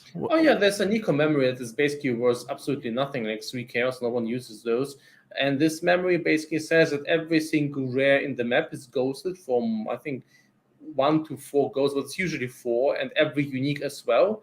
And you can't modify it too much, but you can slap a delirium up on that, and you can try to roll more rares and exiles, and you will then have this experience of having these ultra, especially on the last Nico map, you will frequently, it's a memory change, so the last map will frequently roll over 250, especially if you corrupt them, 250 quantity and insane amounts of rarity. And if you magic find those, if you have like 100 quant, 500 rarity in a party or something like that, probably more, you kill one of those rares and they have a conversion mod on them. The explosions are insane. Now it's still less profitable than your general highly tuned Quadra Scarab divination card, strong box farming methods with ghosts, especially there with the ghosting. It's less profitable than that. I can spoil you that. With investment comes that, but there's also a good part there. You have 0 investment aside from delirium orbs. The memories are cheap. You don't need to buy anything. You don't need to any map organization. You don't need any atlas. You need a few delirium orbs, a few augs, and a few scours, and a party. And that's it. You don't even need to buy the maps. You don't need to do any kind of crazy modifications there. You can choose any map you want. You can swap to any atlas tree you want. And this is something really nice because it's super rewarding and it's at the same time pretty casual. And I've posted some screenshots of it on Twitter. It's pretty insane there. And it also just is very kind of eye-friendly. You kill a monster, it just explodes into endless. You still need to click Z. Eye-friendly, I guess, depends on your item filter. We've been stricting it up like non-stop. Sometimes for streaming, I took the strictness down a little bit, but it's insane. It's just a whole different experience. I can wholeheartedly recommend it just to try it out because it feels very, very different. Is it worth to do it solo, or do I need to have a group with MF? Well, you can. I think it's pretty good solo still if you can take those guys on and have a little bit of magic finding. But I feel like the true potential there is with group magic find, especially since those units are also insanely deadly. It's way deadlier than a lot of other strategies. The moment you encounter Quadra ghosted causes or some sort of exile, they can just take out a whole party. And there's also the case if there's ghosts that are very good at taking out specific things. So the Seed's Grip monster disables flasks in a single hit. And this is especially deadly since some of I think the Aura bot was, or I'm not sure who it was, but someone was using the coruscating elixir. So if there would be like any kind of chaos damage and the Thieves' Grip, it was just take out the entire party. The entire defense is gone in one hit. So it is, but it's kind of an extreme experience. Extreme monsters, a bit of randomness, extreme encounters, and you will see some of the most messed up monsters and loot explosions you ever see in Path of Exile. So try it out. It's definitely fun. I will. Nice. Sounds good. Is there anything you do still want to try? Or Tenkiei, you haven't spoken about the keystones at all. Is there something you want to add? Sure. So I love the Big Boom. That's a really good keystone. I also messed a little bit with the Legion one. And if you are specifically doing emblematic farming, it's not actually that bad. Unfortunately, there's no real reason to farm a bunch of emblems right now. It gives you a lot of time to just hit the key caches and or bosses that you want. It's just you have to control your damage, not nuke the entire screen. Problem is, even though it works for that, there's no reason. It's a solution about a problem. And I really like crop rotation. I had quite a bit of fun with that one.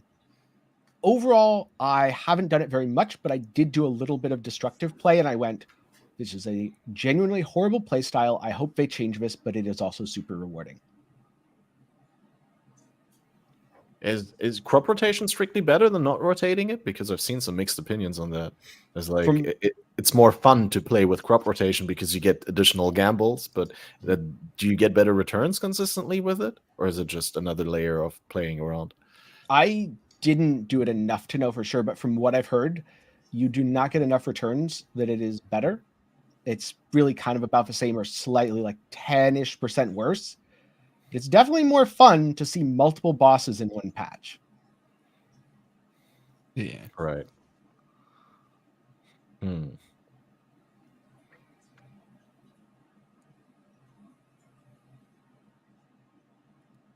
I wanna try crop rotation still. It I looks don't. way more fun. I'm not a big harvest guy. If I want to play Farming Moon, I'll play Stardew Valley. You should try Moonstone Island. I think that's coming out soon. All right, I'll give it a shot. I'd also like to voice a complaint. Ritual received 2 keystones, and those are pretty much trash, except for some very specific use cases.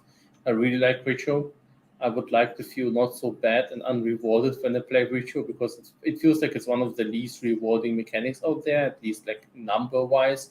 Sure, there's some use cases. There's some, if you're very, very lucky, you can farm like some synthesis bases or sell the ritual vessels.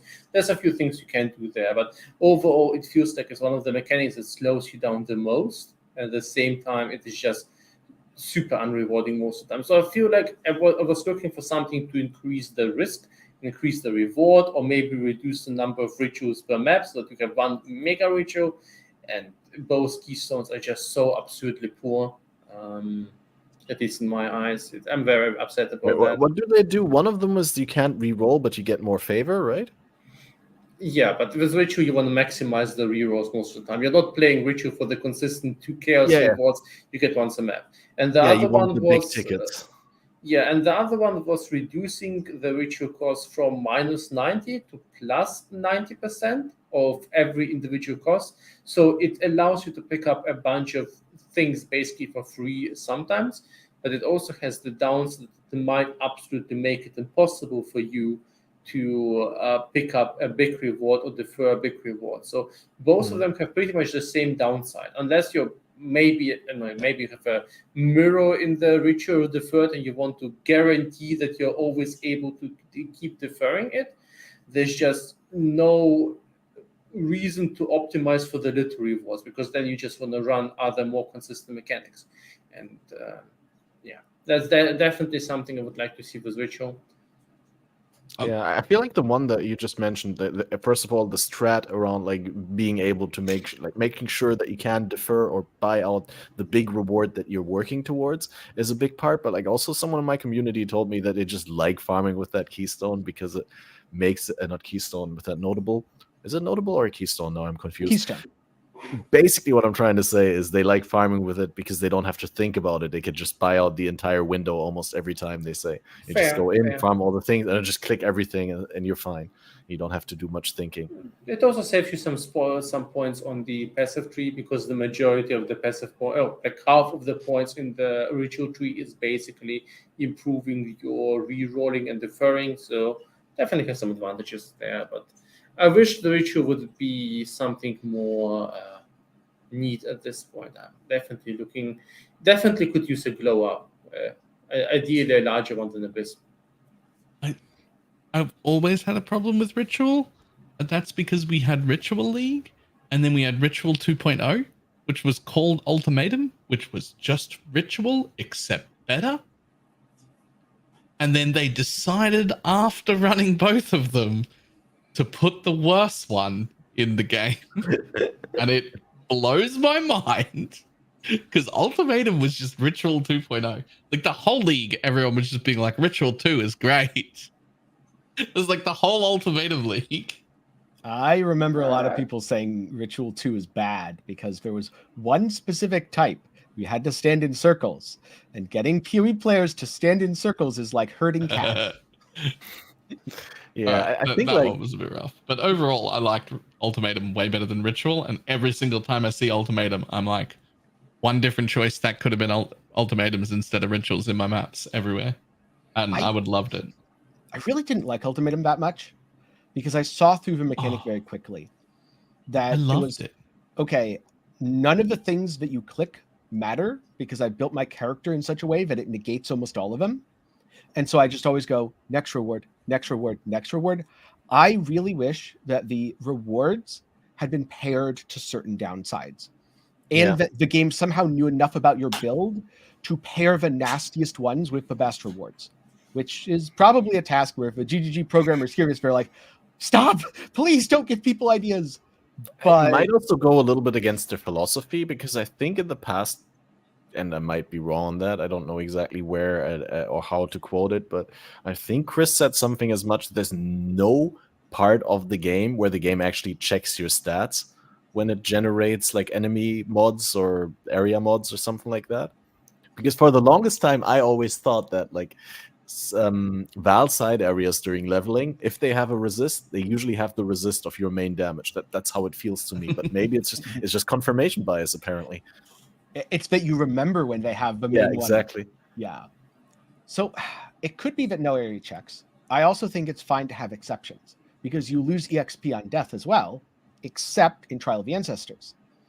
It's okay for a league mechanic to be an exception for the purpose of gameplay. And if the whole point of Ultimatum is risk versus reward, you have to have actual risk there. You can't just build your way out of risk and say, oh, my character's, 5 mirrors, so now I have no consequences. I have some weird feelings about Ultimatum. I think it's overly romanticized. I think it was, generally speaking, a good league. The game was in a very, very decent shape back then, and Ultimatum was fun while it lasted. But thinking back, it was incredibly flawed. The basic gameplay of it was, quite frankly, quite terrible. You just had a bunch of overtuned monsters spawn over there, and if there was built up critical mass and you couldn't kill them at the same time, you would just be gunned down by the auras. It would often take, in my opinion, way too long. At the same time, the rewards were... It was a very cool gambling machine, no doubts about that. It felt like a really, really cool gambling machine, but as Tenkiei said, most of the mods didn't actually matter too much. And I didn't actually enjoy the gameplay too much. I feel like Ritual is definitely a superior league, and I also think that the shopping experience is a cooler thing than what Ultimatum offered. Now, don't get me wrong, Ultimatum is probably the way more rewarding league, and like reward-wise or gameplay pacing-wise, it probably fits more into PoE. Ultimately, I definitely like to see both leagues in-game. So I would definitely want to see both leagues at this point reworked or maybe even merged. I'm not sure, but I feel like both of them have their own troubles. I feel like Ritual is becoming a little bit stale with its do this ritual multiple times, and basically it's a bit too easy most of the time, and it also has too many side steps, and you need to clear the area, and then you're just standing still most of the time. It is very low risk, kind of highly fluctuating weird reward, and Ultimatum is kind of, I'm not even sure. It's been so long ago, I have no idea, and the rares have been reworked, so I don't know where to put it. I would like to see it in game, but I would maybe even merge them two into something more cohesive. I don't know there. No, I definitely agree. I have mixed feelings about Ultimatum as well, but I'll definitely agree on the point that it's probably looked back on a little bit too fondly, considering how frustrated people were at the time with it, right? Like it definitely is romanticized in the way that, the absence makes your heart grow fonder. I think if it was in the game right now, people would be looking at it differently. But it did some things really well, aside from the fact that it obviously, like you said, emphasized the problems with the old rare monster mod system. I'm not sure it would be that much better with Arch Nemesis mods though, but like flavor-wise, it was so cool. The Chaos Master was amazing. Like he always teasing you. The flavor was cool with the risk reward. Do you want this or do you want to stop? I really hated freeze mechanic. Yeah, the freeze mechanic. We talked about this like countless times on the podcast, how much we want that back. But we may be a little bit biased here as content creators, right? Because it's just so nice when you get those spots in Path of Exile where you can look at the chat and interact and respond to things and then do a little bit of banter. To be fair, with Blood Notch and Progenesis, most builds have a time freeze. They did kind of just add that to the game baseline.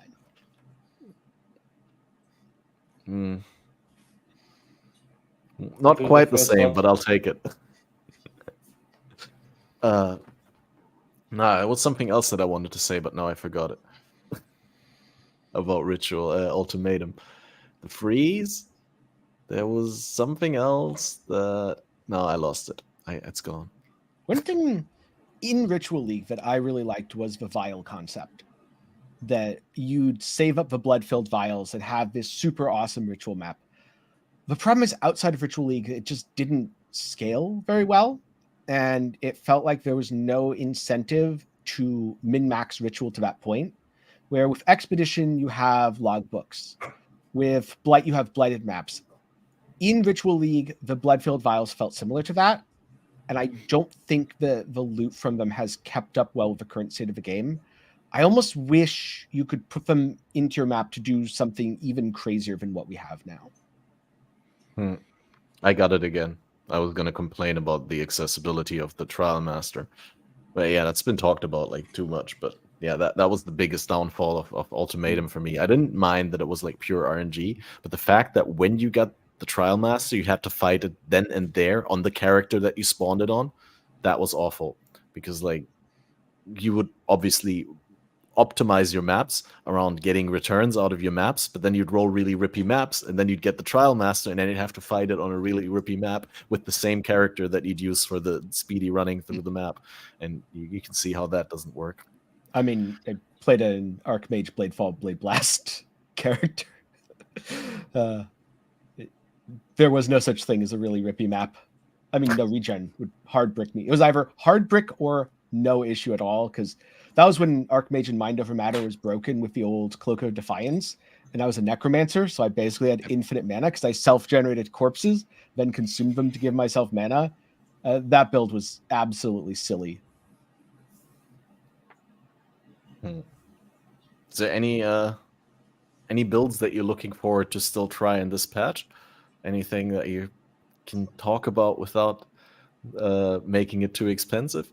Yes, a perfectly balanced cast on crit build. Okay. When you say cast on crit, I always think that you're just going to play Forbidden Rite again.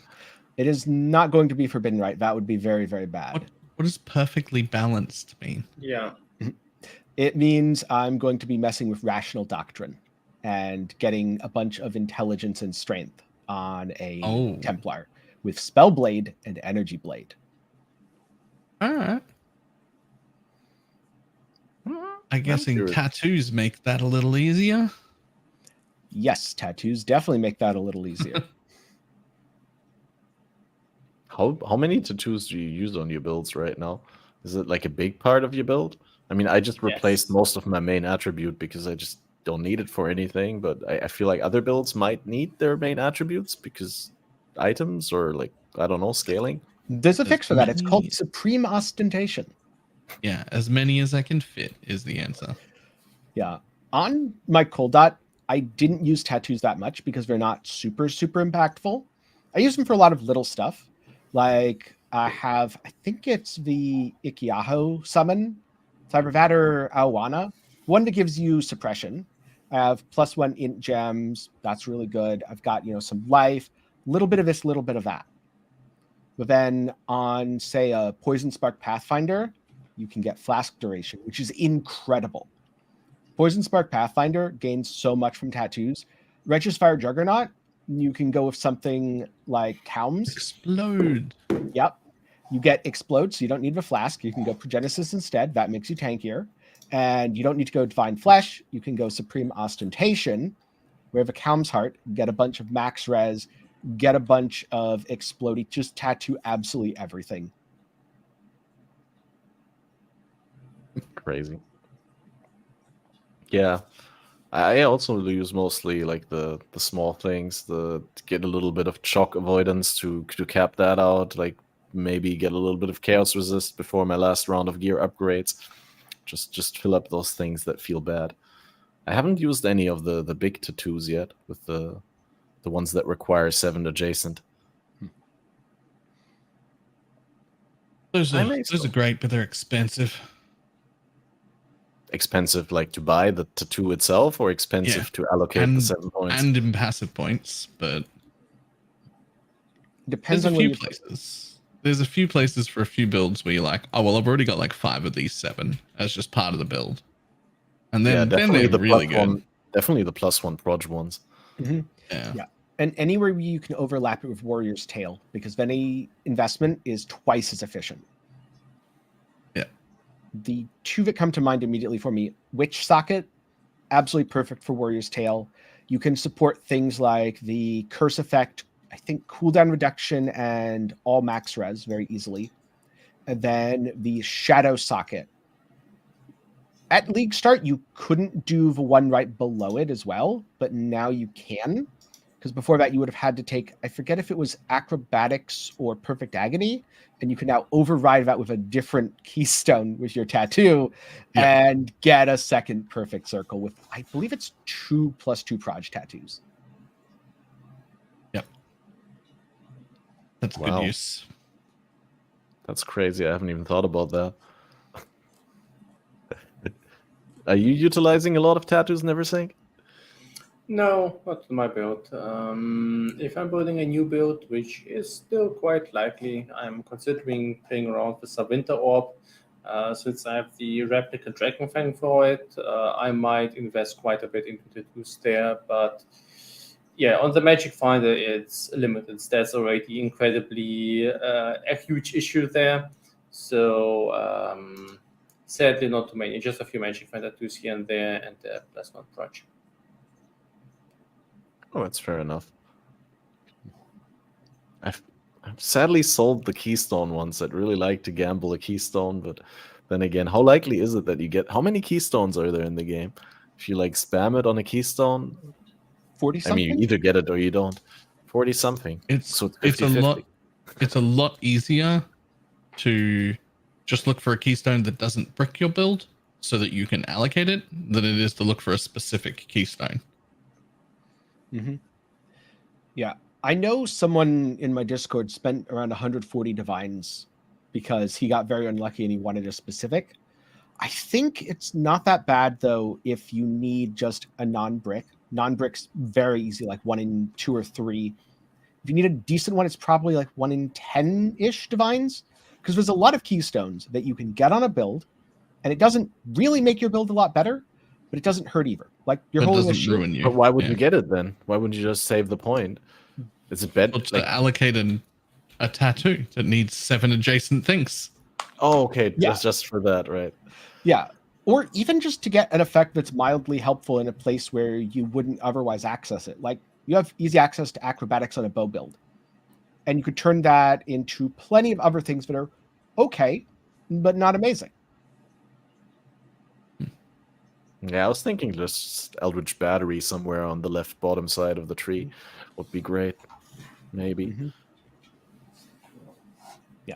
But then again, would it be great enough to warrant that degree of investment when you're like really unlucky? Probably not.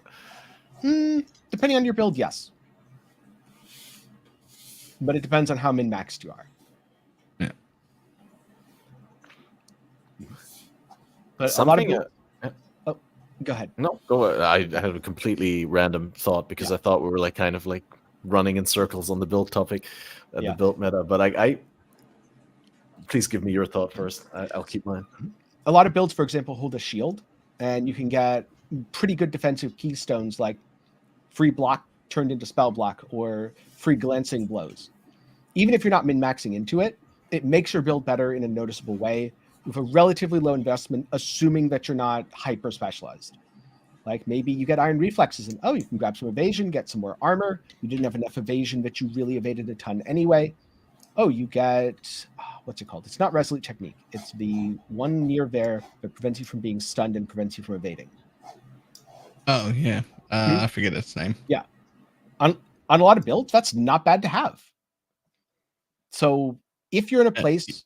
Your build casually has 2,000 evasion just because it did, because of the gear you've got on, but it's not enough to matter. Exactly. And so in that regard, it's pretty easy to integrate. There's plenty of builds where if you just have Ghost Dance, it feels pretty good. You'll have enough energy shield and evasion that you get a nice little bump of recovery. but it doesn't really matter. You don't want to go path to it, but if it's right there, might as well.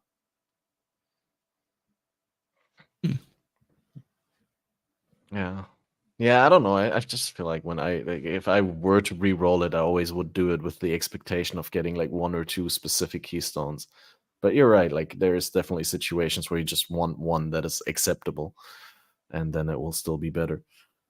I wanted to bring up something that I feel bad for it, only noticing it now, but like there's I forgot the name of the notable, but on the Atlas passive tree, the one that makes your sextants roll 4 uses instead of 3, and I only now noticed how what a game changer this is, because it's just it feels so punishing to roll sextants without that. Like if you Have roll you sextants been rolling without, sextants without it? yeah, all the time. Oh no. Oh my god. Oh no. Oh no. That's not ideal. No, I realize, especially if you aim to sell them. I mean, for yourself, it's still really bad because you get like 25% less value, right? But so I don't like that notable at all. yeah, that's basically what I was aiming for. Mandatory. If you want Yeah, to, it's mandatory if you roll sextants. But you don't need to have it in order to use the sextants. You only put it on for when you roll them. But then if you don't want to roll them, if you just want to use them, you just buy them or you use the one that you rolled already. Yeah. I don't think it's good design. I feel similar about the boss notables, but it's a whole other different topic. I dislike the fact that you basically, if you're rolling them, you want that, and it's just a little bit semi-mandatory for a lot of investment builds. Feels like something that could be gone and integrated in the standard game. Yes. Yeah, it doesn't feel like it's an option, so it should probably be rolled into the main game. Either removed or integrated. Or taken away. If all sextants are 3 use, or all sextants are 4 use, I don't really care. Yeah. The price of those will adjust to them being 3 or 4. That doesn't actually matter. But when you can have 4, it's stupid because now you've just got to sit on your sextants until you've got enough of them to warrant respecking. Even if you're in solo self-found, you shouldn't be using sextants until you've got enough sextants piled up that you can be like, okay, I'm going to sit here for half an hour and roll all my sextants with the passive and then take them off and then pick the ones I want to use. You shouldn't have to do that. Yeah. And at minimum, it should be changed to a chance to not consume uses. No, because only if it works with all of them at once. Because anything else, okay. So like it would just be a chance for your sextant to not consume uses for that attempt. Probably lower.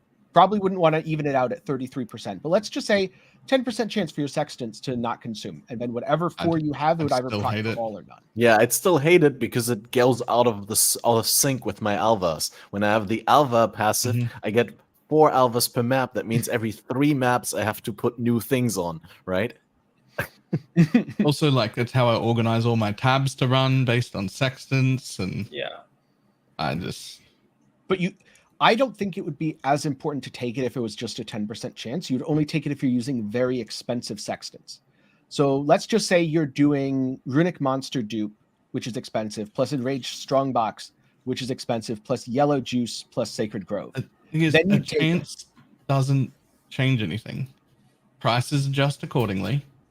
All that does is make it awkward and make you have to pay extra attention to whether you've used it or not when you shouldn't have to.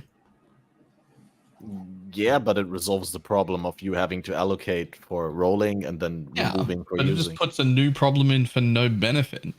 It's a slightly smaller problem. Much smaller. You can just not have it. Well, that's the thing, though. For most strats, you just wouldn't have it.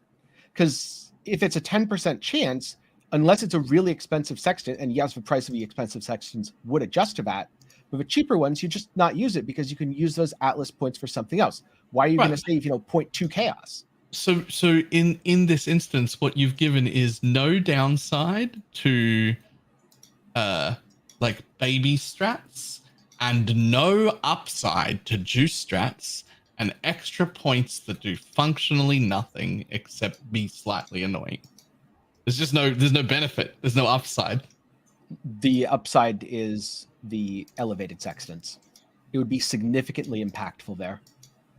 Right, but the price of those would just adjust accordingly. So there's still no upside. I don't know if it would actually. I'm pretty sure it would. It just sounds very annoying for no real benefit. I don't know. I'd have to try it, but like I'd be completely fine with like both not being a thing, and just being like every sextant only 3 uses all the time, no exceptions. Make it. Yeah. I like 4. 4 really suits. But if they make it 3, they make it 3. I just want it to be one thing. I'd rather it just be defaulted to 4 and take the nodes away. That'd be my pick. But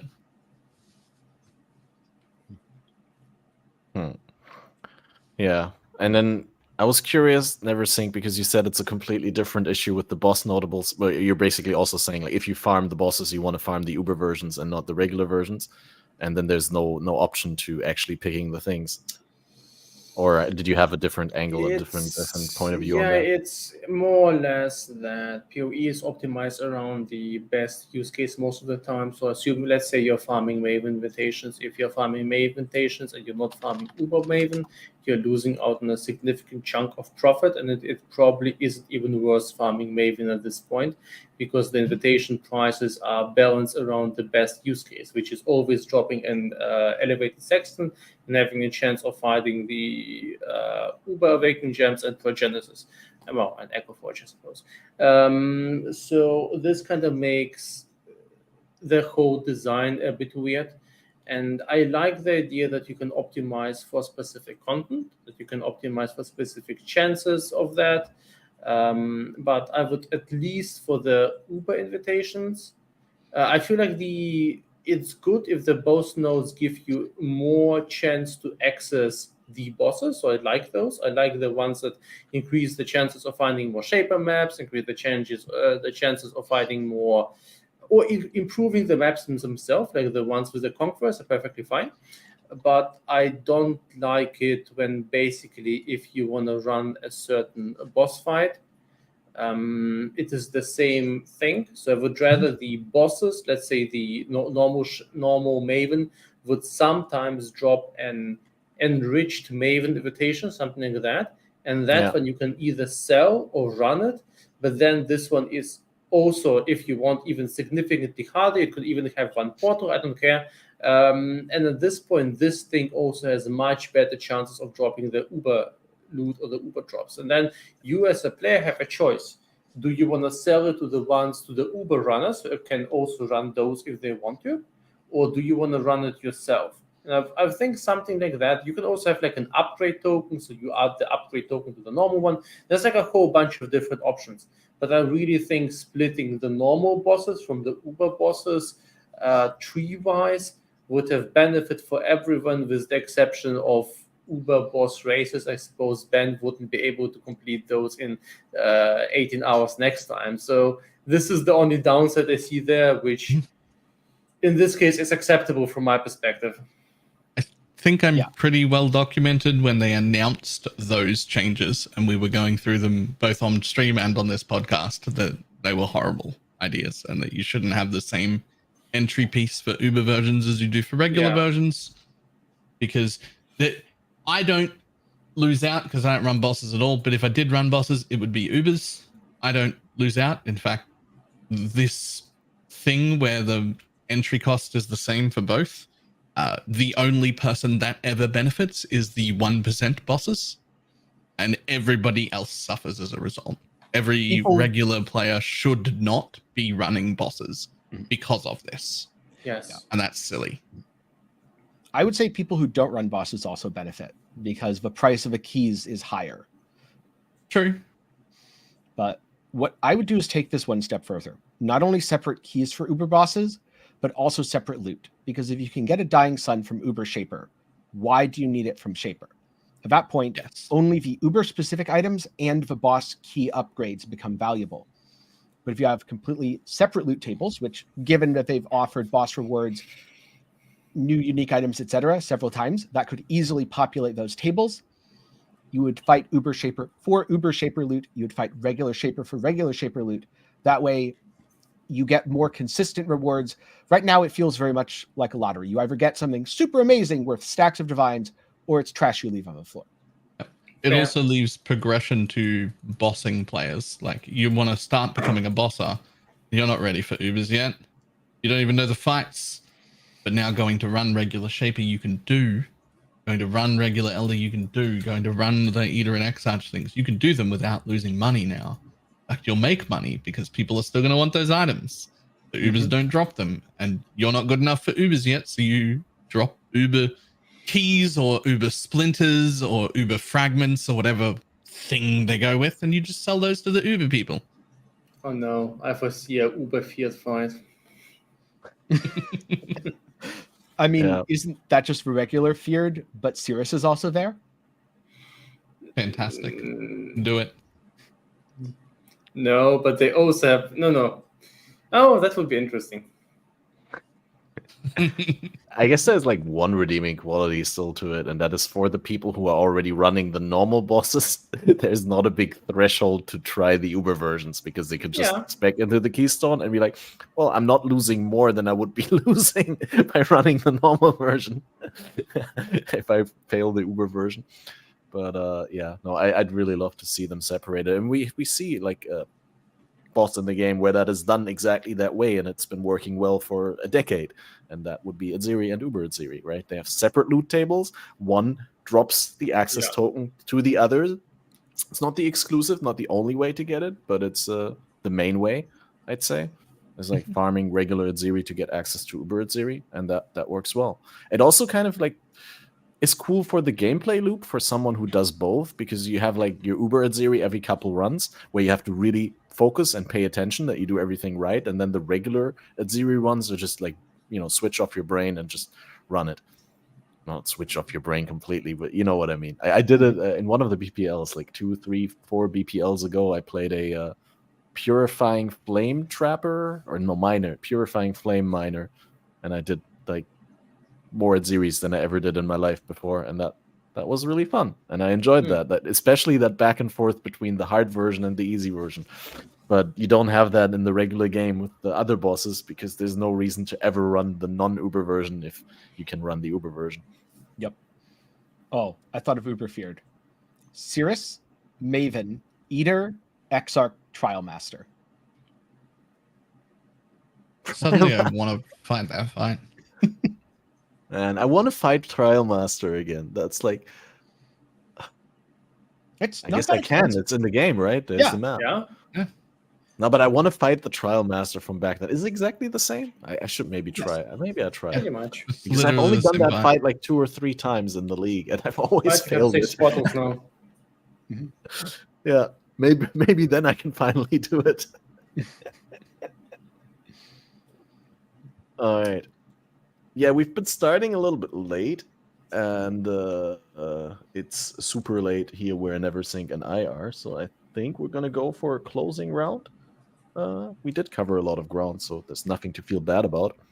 I have been thinking, Chris has been dropping some hints when we were at the meetup and all that, said that, somewhat we're due for an endgame expansion sort of league. So I have very strong feelings that either the Christmas league or the league after that is going to give us some new endgame content. And, with how GGG likes to do things, maybe they're bringing back one of the past league mechanics that didn't make it into core. And if they do, which one would you like to see brought back from all the league mechanics that didn't go core in the past, say, 2 years or so?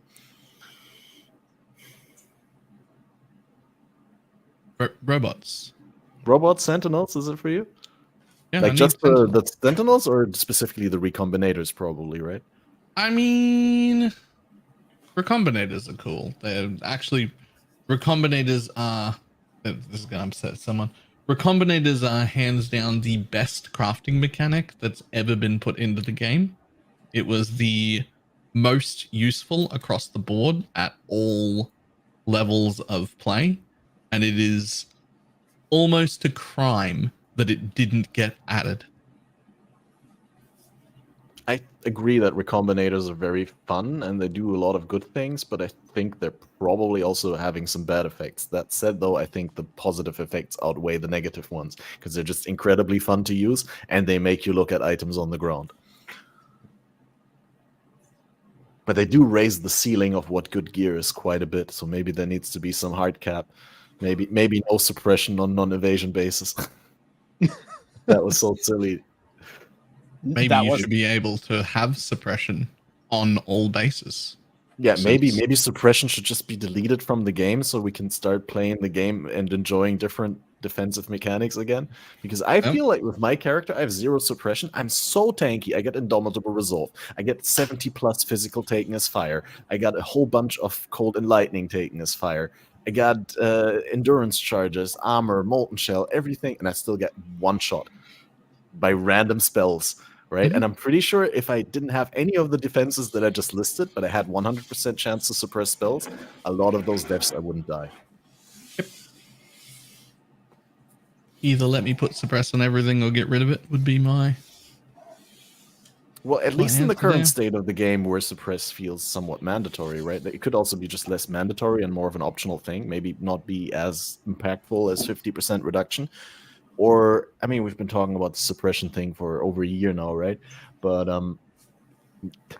one idea would also be to allow people to convert the chance to suppress to the damage reduction on suppression at half the value, but cap your chance to suppress. So you pick the keystone, and whatever chance to suppress you have is now divided by 2 and is your damage reduction, and you always suppress, right? So you have more investment, but you sacrifice the damage reduction for consistency. I don't think suppress is the real underlying problem. I think suppress is the symptom that manifests from it. And the real underlying problem is there's a disparity in defensive access, especially in regards to damage reduction. Because you mentioned a whole bunch of damage reductions that you have, and you're still killed to spells. But there are ways to build your character where that isn't the case. Like, what's it called? The amulet from Sanctum and stacking chaos resistance. Gives you elemental damage reduction based on your chaos resistance. That thing. Yeah. And that's one way. Another way is to go Transcendence and stack a lot of armor. Any elemental hit spell will just do nothing to you at that point. But those are all very hard to access. They're very high investment. Right now, the only easy to access elemental spell mitigation is suppress. So what I would like to see is more access to other forms of elemental spell mitigation. I think it's fine for fizz spells to be scary because fizz taken as can be used to trivialize them when combined with the other higher access defenses. Chaos spells are incredibly rare and can just be scary. I think that's totally okay. Worst case, you can stack max chaos res, which is effective against most chaos spells. Right. Yeah.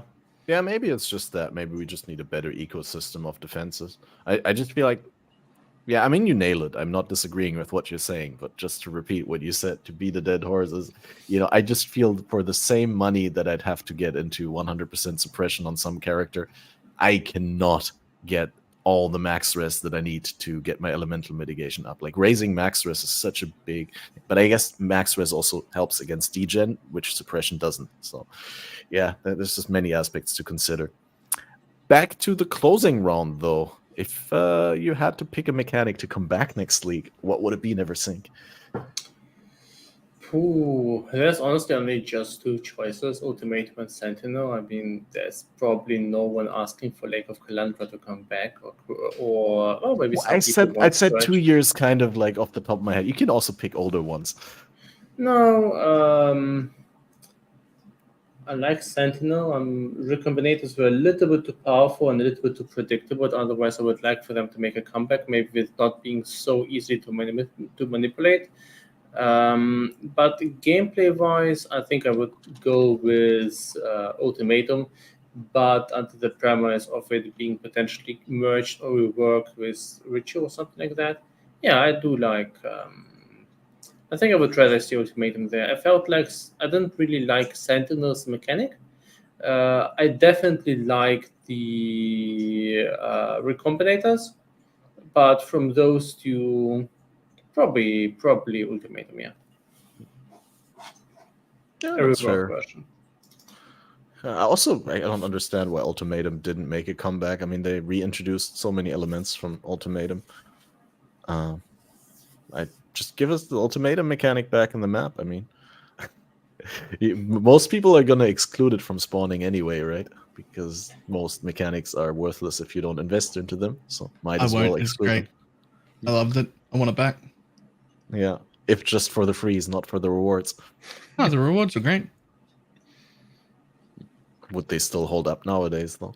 Not They'd for have an to add a MF whole- character, but yeah, for like Alkengo and Grim and Go levels. Grim and Go. That's actually a term. Yep. All right, Tenkiei, what is your mechanic that you want to come back? So I would also say Ultimatum, because I think they missed the mark with the lack of reward value correlating to mod difficulty. So it would have to read your build in some way, but I would really like to see something that has direct correlation between risk and reward. Usually in Path of Exile, there's vague correlation. The more mods on your map, an 8-mod map is more rewarding than a scoured map with 0 mods.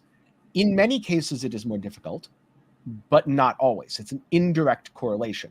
Whereas this would be, I can choose between the Enlightened 4, but on my Righteous Fire character, I have minus 5% max res to fire, or I can choose, let's just say, 5 Chaos Orbs, but I have minus 15% to fire res, which I'm overcapped for, so it's a trivial downside. Direct correlation risk and reward would be a really, really cool thing to see in Path of Exile and let you really push your character building. And so I'd love to see it come back and kind of test that. Yeah, I'm kind of on board with the direct risk reward thing, but I don't really like the idea of the game like analyzing my build and like putting up the risk specific for my build, like which it would have to do in order for that to correlate, right? Then again, we have that risk reward sort of thing with the altar mods, where right now I'm playing a build that converts a lot of damage to fire and a lot of incoming damage to fire, and so I'm stacking fire res, and then obviously Exarch is very easy for me, immune to burning ground, and all the monsters, or a lot of the altar mods offer physical as extra fire for the monsters, which doesn't hurt me as much as other things. So, yeah. I'm going to be honest. Yeah? When it comes to altars, I generally read the reward side and not the risk side. Yeah, that's what Tuna told me when I first talked about it when I was still playing HCSSF, and I didn't believe it, but now like I got to the point. It's just my character sucks, so I need to read the downsides. Yeah, that I think for Ultimatum to really capture that spirit of risk and reward, you need to know that, okay, I have to read this because it can brick me, and not just be able to build your way out of a problem. Right. So for me, it'd probably be synthesis. I like the alternative mapping sort of thing. I just feel like a lot of aspects of synthesis wouldn't be up to par anymore. Like they couldn't bring back the item synthesizer, obviously. So maybe they could pair that with the recombinators, like kind of have a synthesis-based system where recombinating items would be the new synthesizer, so to say, right? That recombination is not an itemized thing, but that creates problems again if it's not itemized, because then it's hard to trade, then you have the same TFT problem as with the Ashland benches. But at the same time, it incentivizes people to use it on their own items if trading isn't super straightforward, as we've seen with other things. So, yeah. Yeah. People used a lot of the harvest bench crafts on their own items when it wasn't tradable. Not always. You're right. I think for that, if you want to incentivize someone to use the craft on their own item, it has to be both untradeable and low enough value that there's no, oh God, what am I going to lose here by clicking that button? Well, I guess an item level limiter, right, where you get like really low item level versions of the thing. So it would be unreasonable to trade that because people just wouldn't be interested in a craft that you can only use on a sub 75 item. Oh, you can do a lot with sub 75 items. Oh, yeah. 60 something is the cutoff for a lot of tier 1s, like tier 1 life, and you only go down to, I think it's tier 3-ish resistances. Yeah, true. I remember doing that in Harvest, where people were like, oh, don't just run Quarry. No, in Quarry, you could make items that were just absurd, because it was like T2, T2, T2, T2, T2, T2. Sometimes some T3s mixed in there, but if you're losing 8% resistances, it's not actually that much. Yeah, that's fair. So I'm curious. Like I'm sure we're gonna get something. We're gonna get some amazing system, and we're gonna get aspects of past league that come back. But it's really up to GGG to present us with how like it actually ends up in the game. I'm curious to see that though. I'm curious to see what we get. And with GGG officially saying that they're back to the 4 leagues per year, we have a lot less wait time for the next hype cycle, seeing that we're already like above 1 month, right? So it's only like 6 weeks until the next hype cycle starts, until we get teasers again. Let's go. It feels good to be away from the 5-month leagues. Crucible was a little bit too long. I mean, with how many games came out right now, let's be honest. This is the first time I could use a 5-month cycle. I was going to say. Yeah. I haven't wanted it the last few times. This time, I could use a 5-month cycle. Yeah. There's too much going on, man. Yeah. It's a good time to be a gaming nerd. Yeah. Well, in that case, at least we could positively conclude that if the next league gets delayed, none of us is going to feel bad about it, because we know exactly what we're going to do with that extra time. Yep. All right.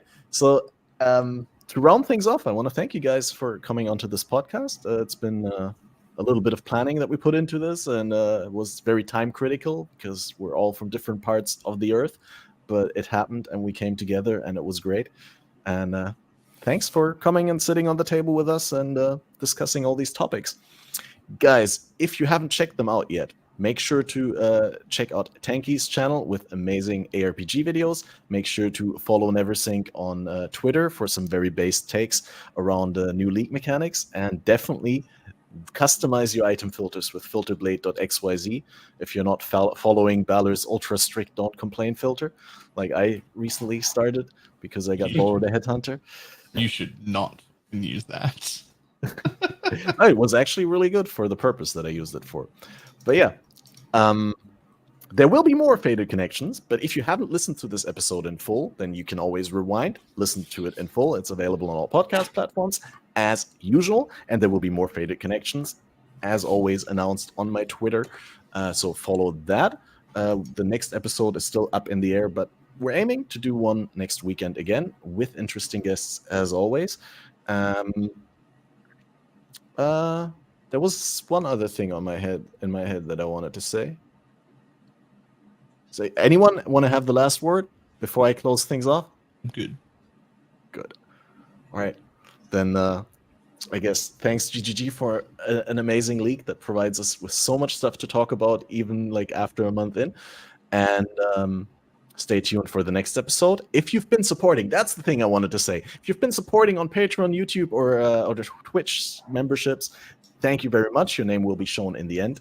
And we'll see you for the next podcast in probably about a week's time.